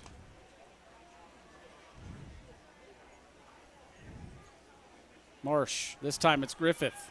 Griffith right up the middle, still on his feet. Griffith to the 20, inside the 20, and finally dragged down at the 15-yard line. Boy, he's had a big half Yes, here. he has. Wow. Watch him here. He just takes it, he's gone. Finding the hole. Getting through tackles. I mean, Yeah. that was 3 guys right there he got through. Yeah, there's nobody in the second level that got to him. Guys, he Finally. might have 50 yards after contact in just this drive. I think you're right. He was finally brought down by Jameer Gordon, who's playing defense now. And once again, no, this time it's Corngay. And he is down inside the 10 to about the 7-yard line. Yeah, that right side of their line, which is huge, we've talked about, they are just moving people now. So the third quarter comes to a close with the Darby Panthers on the move.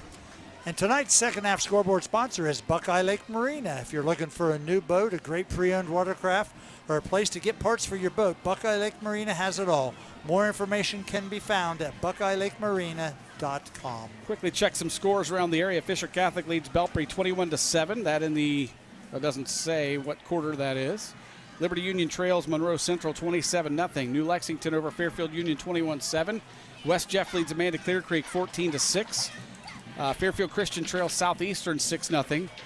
Bloom Carroll trails Caledonia River Valley, that is, 9-7 in the third quarter. Millersport leads Sciotoville East 8-0.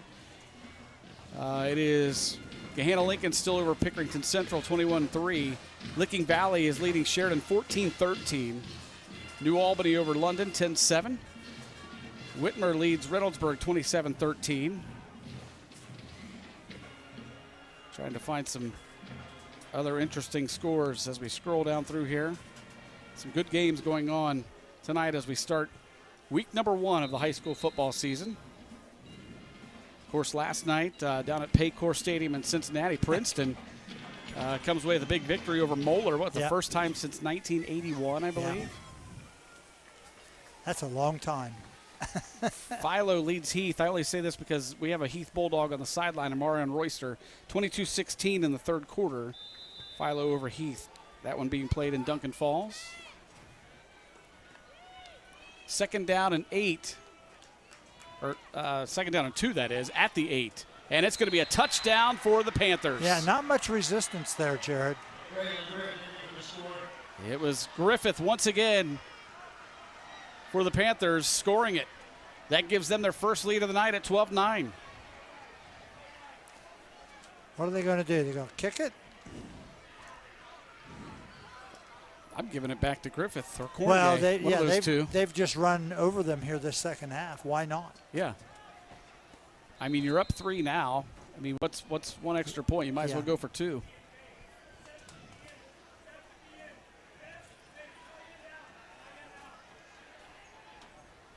So they will go for 2. Marsh will be in the backfield, looks like by himself in the shotgun formation. Had some late guys running off and late guys coming on. That tells you probably got even a draw, quarterback draw. Yep. Nope, we'll throw something quick. And it's caught for the 2-point conversion into the hands of his favorite target. Yeah. That is Cedric Holman. Holman's going to catch it if it's thrown. Yeah. He's made me a believer tonight. That puts him up 14-9 as you see the clear sky replay here. I mean, that's just an easy pitching catch. Oh, look at Marsh came down funny. He's limping. Oh. As soon as he threw it, when he landed, I'm not sure what happened there. We'll back it up here and see.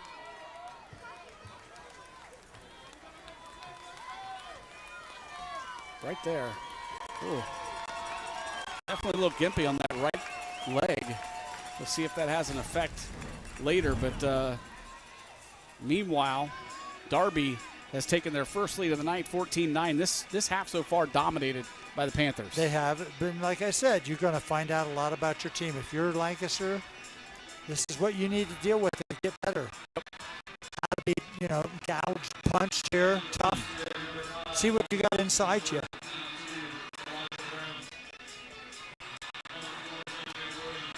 Back deep for the Gales. Jameer Gordon is back there. Over on the far side is Kellen Knox. And on the near side, that's Elijah Brown.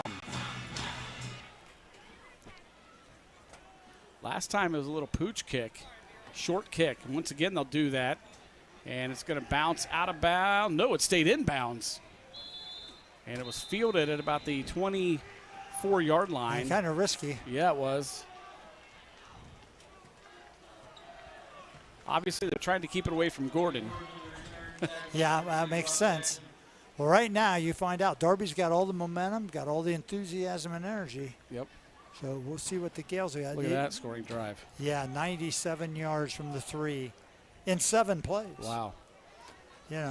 Only 223, but just some tough running, blocking straight ahead. Yep. And Griffith's just been a bear. He has. But give credit to their offensive and defensive lines, Jared. They just have outplayed Lancaster's lines. See what kind of composure the Gales have here, trailing for the first time, 14-9. Brockle rolls to the near side, looking to pass. Lofts one out to the near sideline. Was he in? He was not. It's a really good catch by Poppy, but they'll say his toe was on the sideline. I think that's a good call. Yeah. And I think there's an injured Darby player. They're waving for somebody to come over, but I think it's just a cramp, and Lancaster's trainer going to be right on top of that one. Yeah, guys, that's number 5, A.J. Smith. He's been struggling with that most of the game here, most of the third quarter, I should say. He's been, limping to the sideline a couple different times, and it looks like it just got the better of him this time. He's going to stay down and get some treatment. Marion, you're a lot closer than we are. Pretty good call there on that. Was his toe on the line? It was close. I think just as he left the ground, that foot came up, but he did his best to try to keep that one foot down and drag it. But I think it came up ever so slightly, and when it came back down, it was on the white, and just unfortunately for Lancaster, an incomplete pass.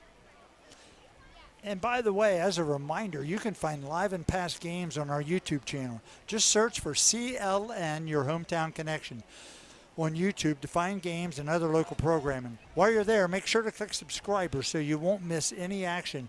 And don't forget to follow us on Facebook too. Just search for IVP Media. Going back to some scores. I was trying to find the Byrne Union score. I saw that one earlier. I can't find it now. They were leading. They're playing all the way down in Cheshire, River Valley. They were leading 21-0. That's down there. Yeah, that's a long trip. How about this score? 2-0, Newark leads Licking Heights.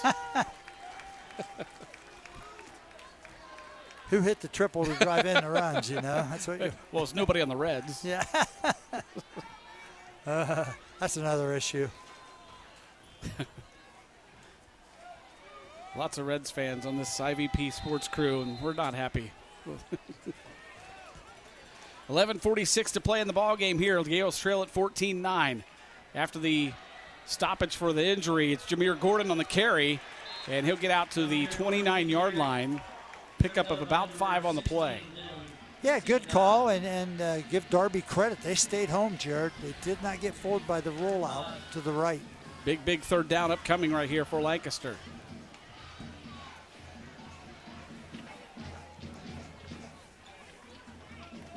Brockle still waiting for the play. Now he has it.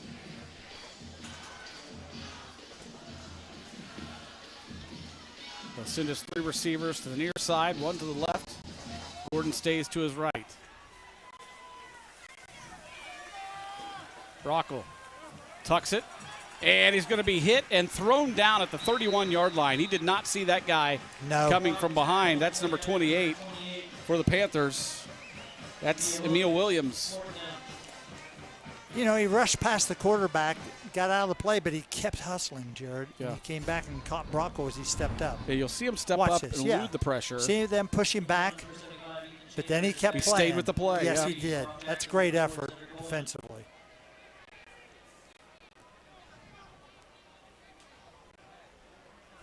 And big Nick Brown tried to get a block on him there at the last minute, but Brocco just did not see him coming. Punter drops the snap and does get the punt away.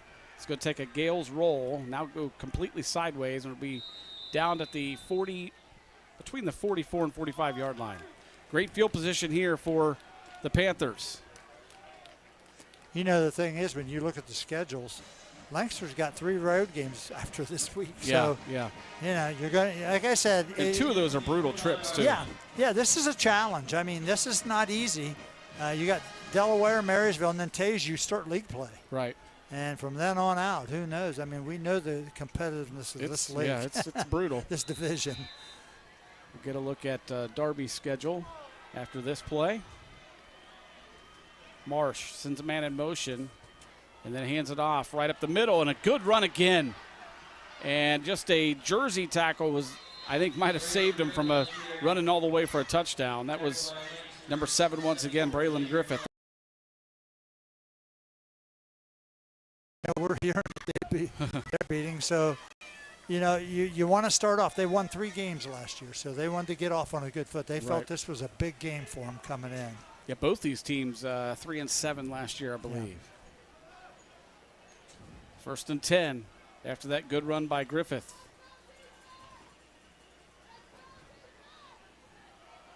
This time it's Corngay, and again, I mean, they're just getting 5 and 6 yards every carry. They are. At least. With, you know, there's good initial blocking, but as Marion brought up, they are getting a lot of yards after a contact. Yeah. They do not go down easy. Look at the size there of that right tackle again. This is a great view. Look how 78. Much, how much taller he is at 6'8" than other people there. 6'8", 320. I mean, it is what it is, but he just has that stature that he stands out. Yep. 2nd and 4. They're taking every bit of the time they can. Play clock down to 4. Marsh hands it off. Again, it's Griffith, and this time he stopped after a short gain. Here comes a big 3rd down for the Gales, but I'm going to guess that if they hold him here, I think that Darby might go for it. Oh, yeah. I mean, with the field position that is, and the way their defense has played this half. Yep. Yeah, that was Capretta there from his linebacker spot for Lancaster doing a nice job. He's on had that a good game. He has. 3rd down and 3.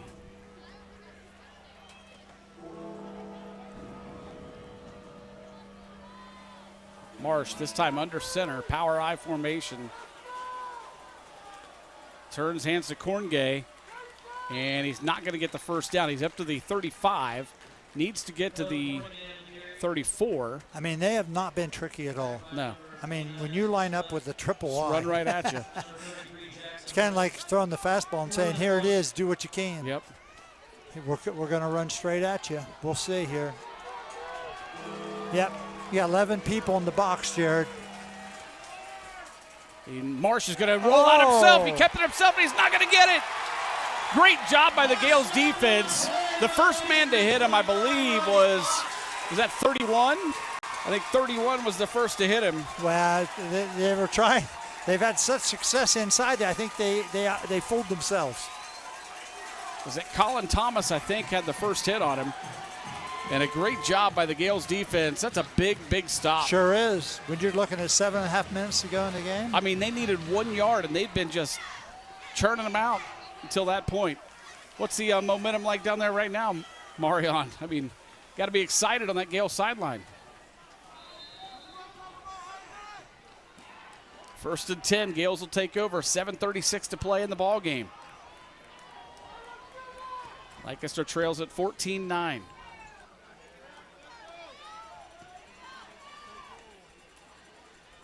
Brockel sends his man in motion, back to pass, has a little bit of pressure, and right through the hands of his intended receiver. That's Kellen Knox. It's pretty clear that he lost that one in the lights, guys. Yeah, it looked like he made that motion, didn't he? Yep.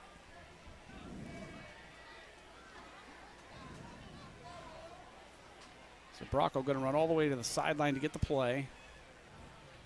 With the clock stopped at 7:32.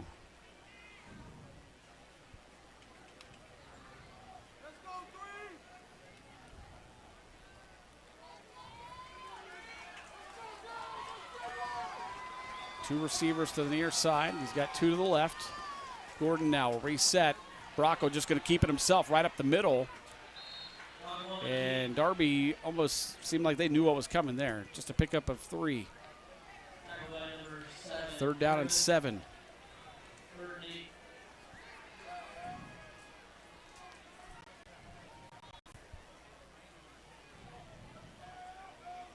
See what they do here on this 3rd down.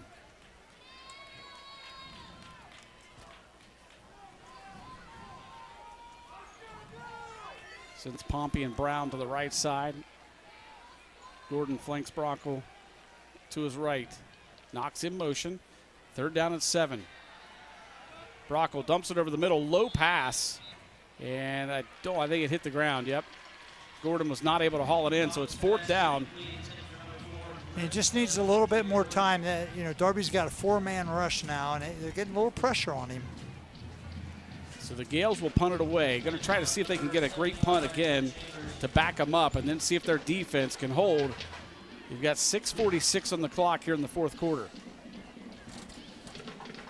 Ethan Chambers had a great punt earlier that backed Darby all the way up inside the 5. But that's when they went on that 97-yard drive.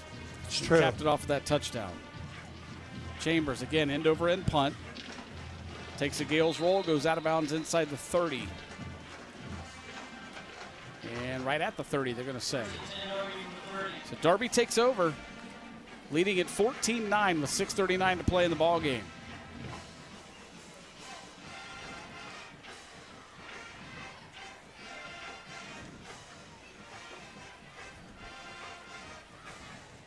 They've gotten some great play out of a couple of backs. Also their receiver, Cedric Holman, has had a great game. Corngay has had a great game. Griffith's had a great game. Marsh is back out there. He was limping after that last series. And the handoff right up the middle. That guy, I'm not sure if that was Corngay or if that was Griffith. I can't see the number. But he was hit at the line of scrimmage and still picked up 7 yards. You got to remember, all 3 of those guys you mentioned, they're 3-year starters, Jared. You think it doesn't make a difference? I mean, they've played. This would be, if they're 3-year starters, more than 20-some starts already coming into the first week. It's big. 2nd and 3 here. Marsh. This time gives it off to Griffith, or Corngay, and Corngay breaks tackles. He's across midfield, still on his feet. It's a foot race. He turns it into another gear, and Corngay finally brought down at the 1-yard line. A touchdown-saving tackle by Jameer Gordon.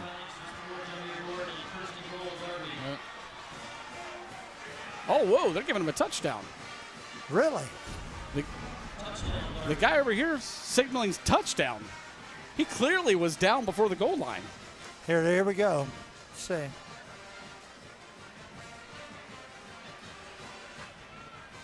Did he stretch the ball out? We'll see here at the end of this.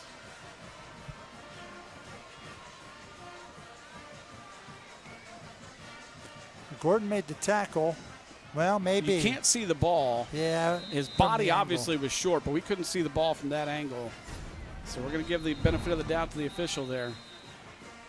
He had a better view of it than we did, that's for sure. Got a timeout on the field after that long touchdown run by the Panthers. That puts them up 20-9. The Gales now have their backs against the wall for sure here.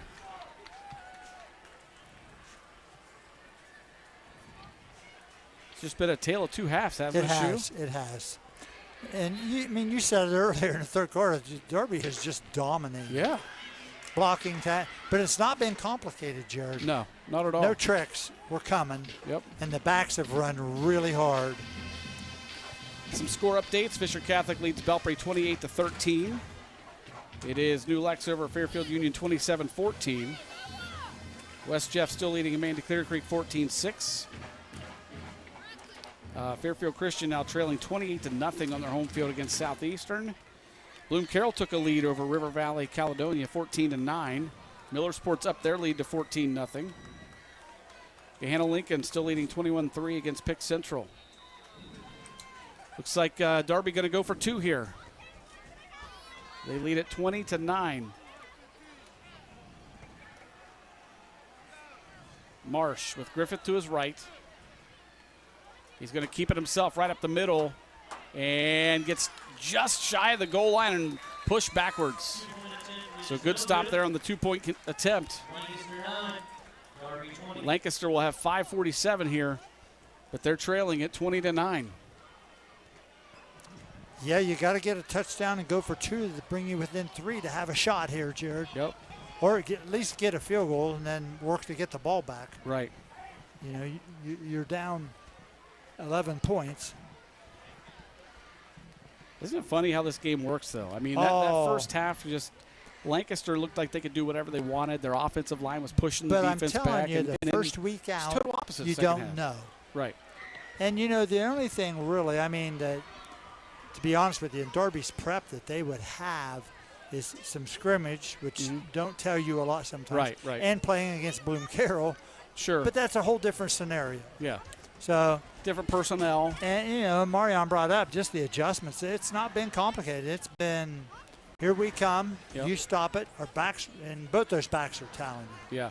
But again, like I said, they're 3-year Letterman winners.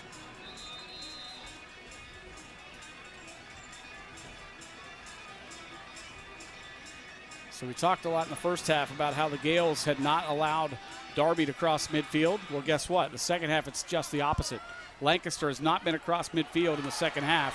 They got a good shot right here, though, as Kellen Knox gets out to the 46-yard line to start this drive. Yeah, excellent return. Very patient, waited for his blocks, and got outside. Had to correct myself. I've been calling him Knock. It's K-N-O-C-H. I did the same thing last year with Landon, and I was told it's pronounced Knox. Knox. K-N-O-C-H. Okay. Interesting.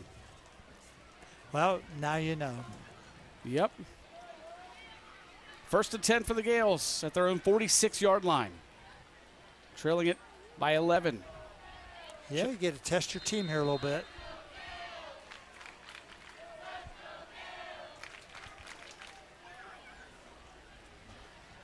And the Gales didn't have enough guys on the field.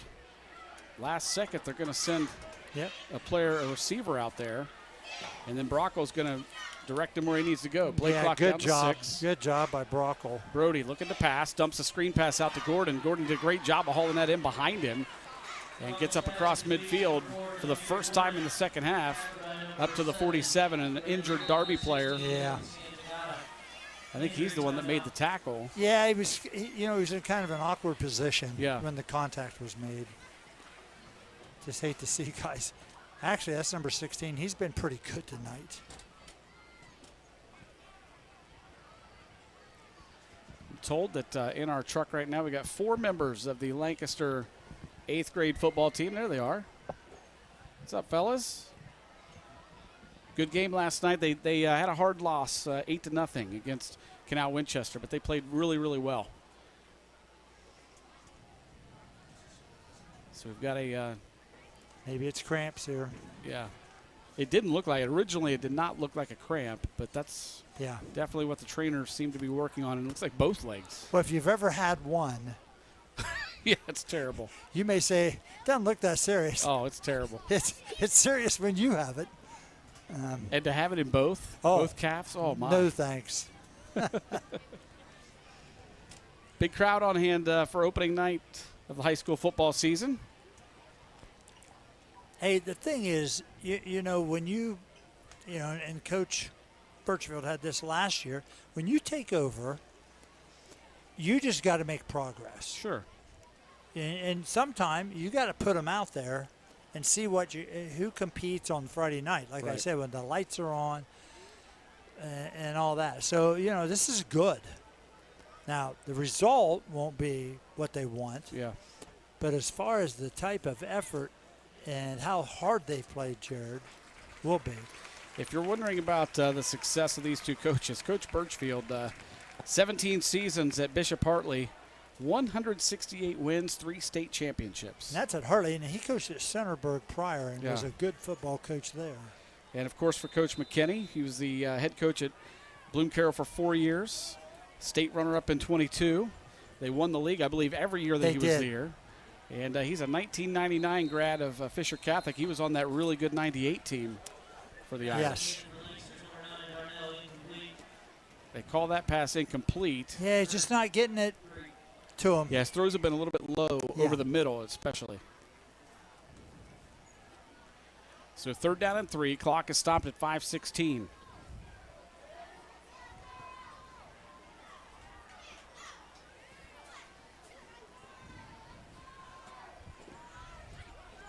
Brocco. Again out of the shotgun. He's worked out of that primarily tonight. Hands it to Gordon. Gordon's got the first down. Oh, I thought he did. Initially, it looked like his forward progress was up across the 44. They're marking him short. They're marking him a yard short, aren't they? They are. You got to go for it here, down 20-9 with under 5 minutes to play.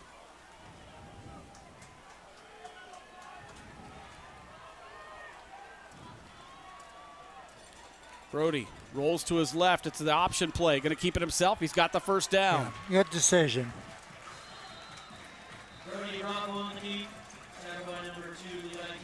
Levi Keys on the stop for the Panthers.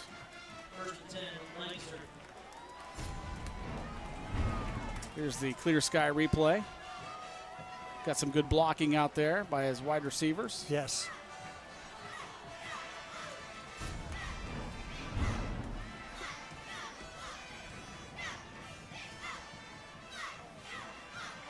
Brocco looking to pass. He's got Pompey at the 40. Pompey, good move. Wow, look at Pompey go. He's across the 35. And good job by Pompey after he caught the pass. Almost gets up to the first down yardage. Gets to the 34 rather. 2nd down and 2.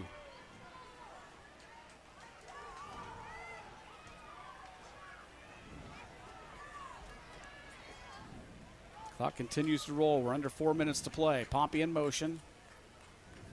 Brocco looking to pass. Dumps it over the middle to Gordon. Gordon breaks a tackle. Gordon to the 20, 15, down to the 10, and carrying a tackler with him, and a flag on the play as he was pushed out of bounds.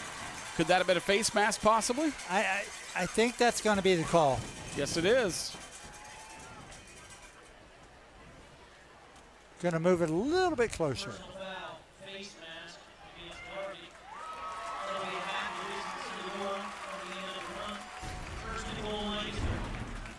Here's the replay. Yeah, you just got to find ways to get him the ball. See, he came out of the backfield there, kind of snuck out. And then just breaks that tackle. Yeah, I mean, we know how hard he is to bring down. The face mask came right at the end. Oh, yeah, right there. Yep. Good Wow. call. Twice. And the official was right on it. 1st and goal at the 3 for the Gales. They need to punch it in as quickly as possible here. Brocco on the option play. Keeps it himself. Touchdown, Gales. That was best case scenario. You needed it quickly. You do. Now you go for 2. Yep. Try to pull it to within 3. Well, you've got all 3 timeouts. Right. You can either decide to onside and try to get it, or you kick it and then try to get stops and call to your timeout. Right. So depends on whatever their philosophy is. So they will go for 2. Try to cut it to 3. Big drive, though. It was. They needed that one. Brocco looking to pass. He's got pressure. Brody is going to be sacked at the 5-yard line. Now they cannot tie it up with a field goal. You got to have a touchdown. But you had to at least try, right? You do. I mean, you got to play the odds. Now we'll see what they're up to here. Here's the attempt. He had time, again. Jared. He really did have enough time. There just was nobody open. Good coverage. Yeah. And, you know, the pressure from Darby, they're pretty good up front. And, I mean, they're going to get to you eventually, but I felt he had enough time had the receivers been available. Right. Well, now the question is, do we see that defense step up like we saw them in the first half? They're going to need it right here. Well, I tell you, Darby's really laid on them hard on the offensive line and blocked them well and ran. And, you know, they have backs who run hard also. Marion, can you hear me? I want to get his thoughts. I doubt with that going on. Yeah, I don't think he can, but I wanted to see. Let's put the coaching hat on and see what he would do here. Do you onside? Do you kick it away? I think with 3 timeouts, kick it away, try to back him up and let the defense hold. It just depends on philosophy, Jared. Every sport guys have philosophy, right, how they want to play when they're down and this. So looks like they will try to onside here. Yeah. Got a good bounce. Oh, it's loose. It goes out of bounds, though, and it was last touched by Darby. Yeah. So it's not a penalty. But it's spot. I think they get it the spot. Yeah, they get it where it goes out. So Darby's going to have good field position. It was a really good onside kick, though. I mean, he got that. Well, you got that. Got it bouncing the way you wanted it. Yeah.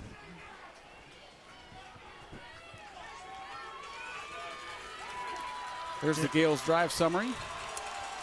Nice drive. 7 plays, 54 yards, as you can see. Just 1 second less than 2 minutes. Outstanding drive. Crowd trying to come alive here. Try to get fired up and be that 12th man for the. Well, they're in defense. single wing formation, so you can figure out. It's not going to be complicated here, No. Jared. Marsh. Straight Hands ahead. to Griffith. Yeah, there you go. And stopped after a short gain on the play, and Coach McKinney an immediate timeout. Yeah. Well, in all honesty, when you're doing this and you know you're going to come out, you tell the official on your sideline, we're calling timeout, so he can also anticipate it. The official originally pointed toward Darby that they called the timeout, and Coach McKinney said, "Oh, did they call it?" And he just pointed the wrong way. Yeah, that happens. Just don't do it too often. Right. So 3:32 to play in the fourth quarter, 20-15, Darby. And guys, if you're Darby, really, you just want this game to just really not give the ball back. Obviously, you've established your dominance this entire second half. They've really turned this into the game that they want to play. They want to be physical. They want to run the ball down your throat. They found a way to do that effectively this entire second half.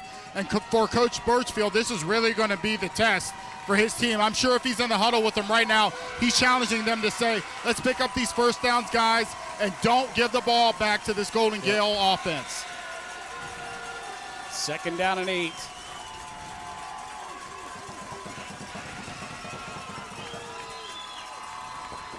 A little confusion. Now Darby's going to call a timeout immediately out of the Lancaster timeout.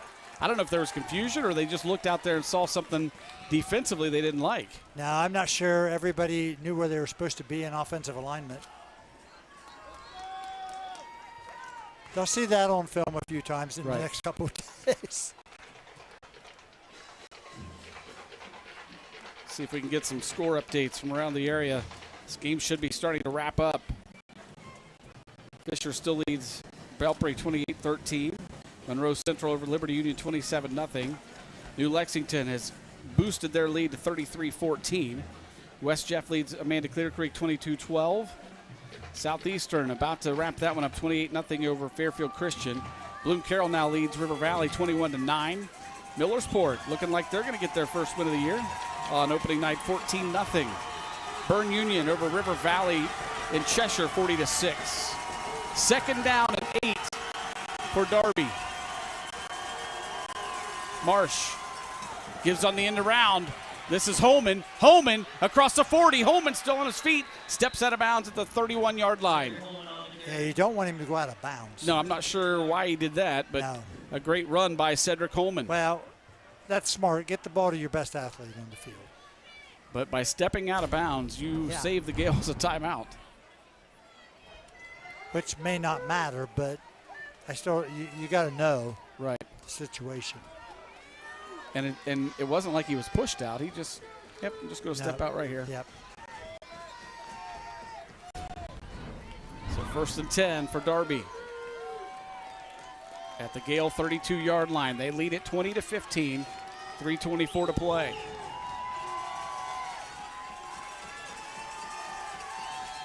And whistles And a timeout. I was going to say, I don't see a flag anywhere. Coach Birchfield calls Timeout, a timeout Darby. with 3:23 to play.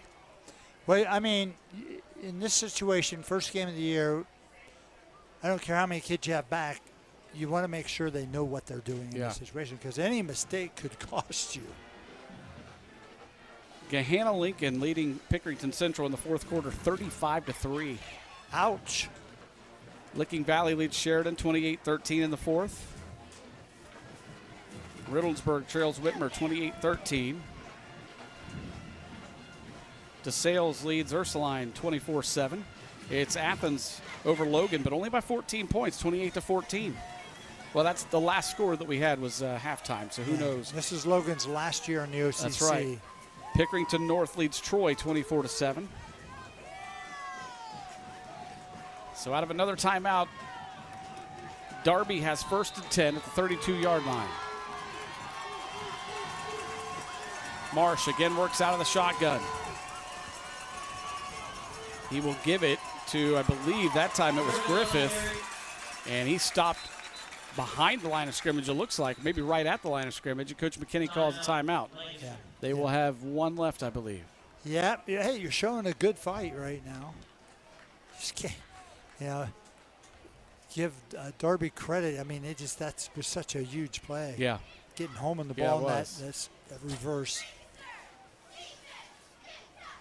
Always said you got to find ways to get your best players the ball. Right. That's up to you to decide how to do that. I know that typically we try to get a coach interview after the game, regardless win or lose. I'm not sure that Coach McKinney being first game, if he's going to want to just talk to his team and get out of here. We'll see. Second and 10 here for the Panthers. Well, if Darby wins, he could maybe get Coach Birchfield. True, that's true. You know.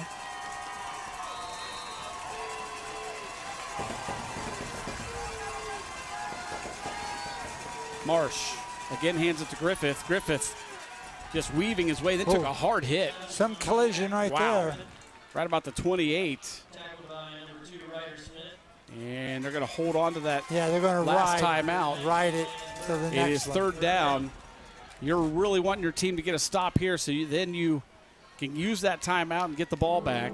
Well, you're probably going to have to stop them on 2 downs, to be honest. You're right. You're right. Third down and 6. I'm not sure who made that hit, but it was a hard one. I'm sure that Griffith felt it. Marsh taking all the time he can. Play clock down to 8, down to 6. Griffith, a double handoff up the middle. It's a first down for Darby, and that's going to do it. Yep. They executed that inside counter.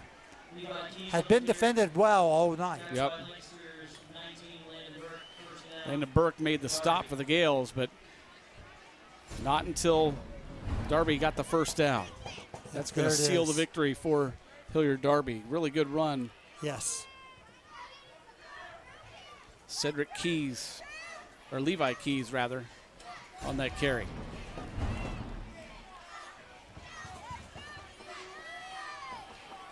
So game clock inside of 2 minutes.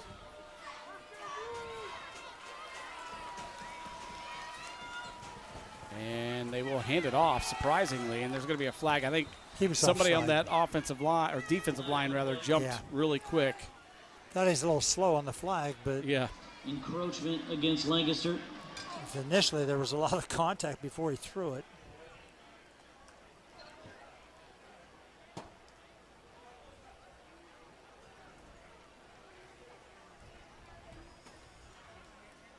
So after the penalty, it moves them up 5. First and 5. Game clock down to 1 minute and 40 to play.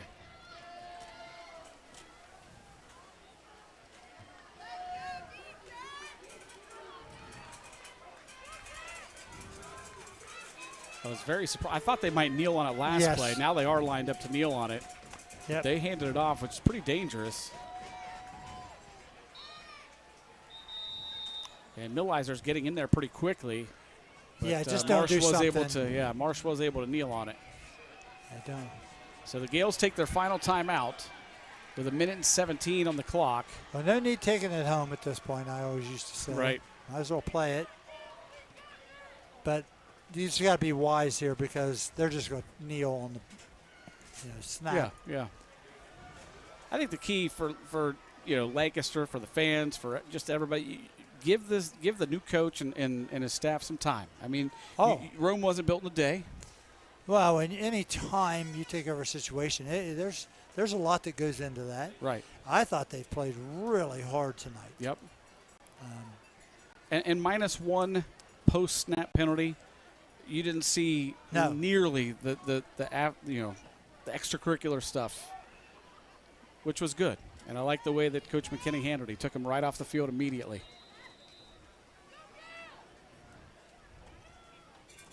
So Darby back in victory formation once again. It's your favorite formation if you're a football coach. And he takes it all the way back and finally kneels on it at the 24. Just trying to run some extra time. Yeah, because with a 40-second clock. What are we on here? 3rd down? Yep.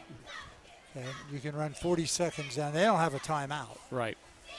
Yeah, Gales are out of timeouts. So this will be the last play. They will not have to run another one after this one.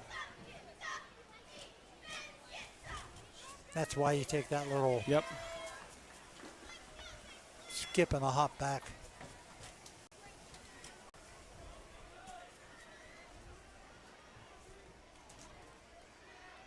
And Marsh kneels on it, and that will do it. Hilliard Darby with an outstanding second half. Comes from a 9-0 deficit and wins it here on Lancaster's home field, 20-15. They avenged that 21-20 loss on opening night last year, and they come away with a hard-fought victory. Heck of a battle. It definitely was, both sides. So they will cross the field and shake hands. Had a lot of guys playing really hard football out there tonight. Nothing to hang their heads about. Lots to work on for both teams. But a 20-15 victory is the way that Coach Birchfield and his team will start out the year. They've got to be pleased with that, especially that second half shoe. Yeah, I mean, that represents how his teams have looked over the years. But just, like I said, even though you have some 3-year starters at skill positions, you got linemen who have to figure things out. First night out, there's always a little jitters, Jared. I don't care what sport you're playing. And credit to them is they played a really solid second half. Yeah. I believe Marion is looking for Coach Birchfield? Coach Birchfield possibly. But Coach Birchfield and Coach McKinney both talking. They've got a long history. Yes, they do. A lot of respect there, which Absolutely. is good, Jared. They have battled each other on the gridiron as head coaches.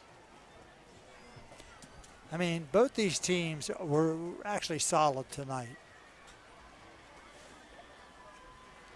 So we're going to see if Mariana is able to get one of the coaches for a post-game interview.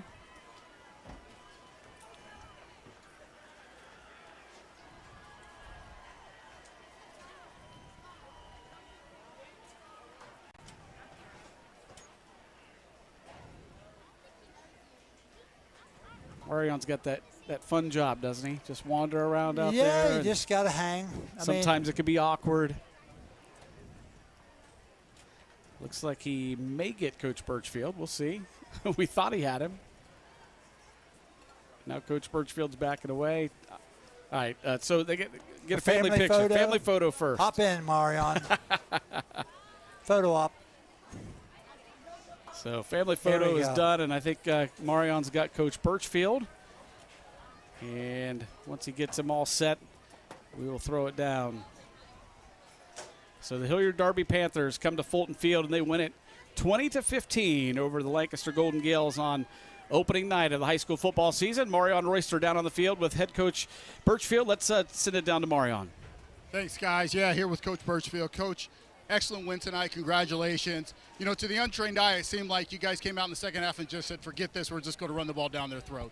It looked like, you know, that physicality just was completely different from the first half to the second half. What did you say to your guys at halftime to get them to come out so much more physical? I mean, I don't know. There's no magic, but I think the first half we thought could have been similar, but so many penalties, you know. I mean, I don't know any high school team that's built for 3rd and 30, but I know it's not the Panthers. So you just got to kind of get out of your own way and just keep playing and battling and see how it goes. And I thought we probably wore them down a little bit in the second half, and really proud. It was a gritty win. Corner Gray and Griffin, they ran the ball extremely hard. Can't count how many, you know, arm tackles they broke through and yards after contact. Talk about what they brought to the team tonight. Oh, I mean, they were awesome, and I know their good back broke some tackles too on there. So it's a great football game. It's an OCC football game, and I'm proud to get a win. Cohen, the O-line, Braylon, they were just really tough and physical. And what about the defense? Defense played great second half. First quarter, they were going through us like Sherman through Atlanta, and then you know, we hung in there, so it was great. Yeah, in that second half, again, it didn't seem like you guys let them pass the, you know, into the red zone until that very last drive there at the end. Was there anything that you saw that you could capitalize on there in the second half? No, just play. Just play. There was no magic. There was nothing like that. Just play. Well, you know, your success that you had at Bishop Hartley is well documented. I know you want to bring a lot of that success here to this program. How important is this first win for this second season of yours to get you guys off to the right start? Oh, half the teams are sad going home tonight, you know. Half the teams in the state of Ohio are wondering if they're ever getting a win. So every time you win, it's huge. Sure. Every time you beat an OCC team, it's huge. Every time you're down 2 scores in the second half and you got to win, it's huge. We came back in the fourth quarter. Those are all great things that we'll build on, and we'll be better because of it. Outstanding. Congratulations to you again, Coach. Have a great season. All right, thank you and good luck. Yep, thank you. Back to you guys. He's the best, isn't he? They were running through us like Sherman through Atlanta. That's very appropriate in Lancaster, right? Absolutely. Thanks to Coach Brad Birchfield for taking the time before he talked to his team to give us an interview here after a 20-15 victory on opening night. Great job by Marion on that interview. And Shu, your final thoughts on tonight's game. Hey, you know, I mean, I think we expressed throughout, you know, the broadcast. It's great. I thought the efforts were great. I thought the intensity was fun. And 2 excellent coaches with 2 good programs. And like you said, somebody's happy, somebody's not happy. So you go back to the table and prepare for the second week. Yep. Final thoughts, Marion, on a good game tonight here at Fulton Field. I think he lost us again. We'll take your word for it, Marion. I'm sorry, Jared. Yeah, having a little trouble hearing you tonight. It's all good. But, yeah, no, great game by both teams. Again, we talked about the success that Hartley was able to have. I'm sure they'll be able to keep that momentum. But if you're Lancaster, you know, you feel really good about some of the things you're able to do, especially in the first half. They played really smart football, didn't beat themselves. Again, I think just the physicality got to them there in the second half. And, you know, just this league is really tough. And, you know, with some of the size disadvantages that they have, they're really going to have to play sound and complete football, which they did very well tonight and almost pulled out a win. But again, some real great things you can build on. Coach McKinney's got to be proud of his group, even though I know we would have rather had the win. And again, just a great night for the first. I want to thank our IVP media crew tonight. Bob Campetti, Josh Messerly, Beth Campetti, Donnie Ziegfeld, Shane Masita, and Jason Roush, and Tom Russo, and also Jim Spires, the new grandpa once again. They did a fantastic job here on opening night. The Hilliard Darby Panthers come away from Fulton Field with a 20-15 hard-fought victory over the Lancaster Golden Gales. For our entire IVP media crew and Tim Shoemaker, I'm Jared Stewart. Have yourselves a great night, everybody.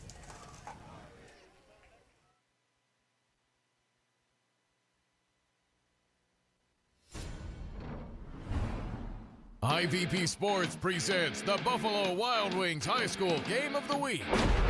Also brought to you by Fairfield Federal, North Body Shop, the Frank E. Smith Funeral Home, Pizza Cottage, the Carriage Company, Fairfield County Adam H., the Savings Bank, Sheridan Funeral Home, Personal Touch Party Rentals and Events, Buckeye Lake Marina, the Pink Cricket, Clear Sky Rehabilitation Hospital, Fairfield DD, and Buckeye Toyota.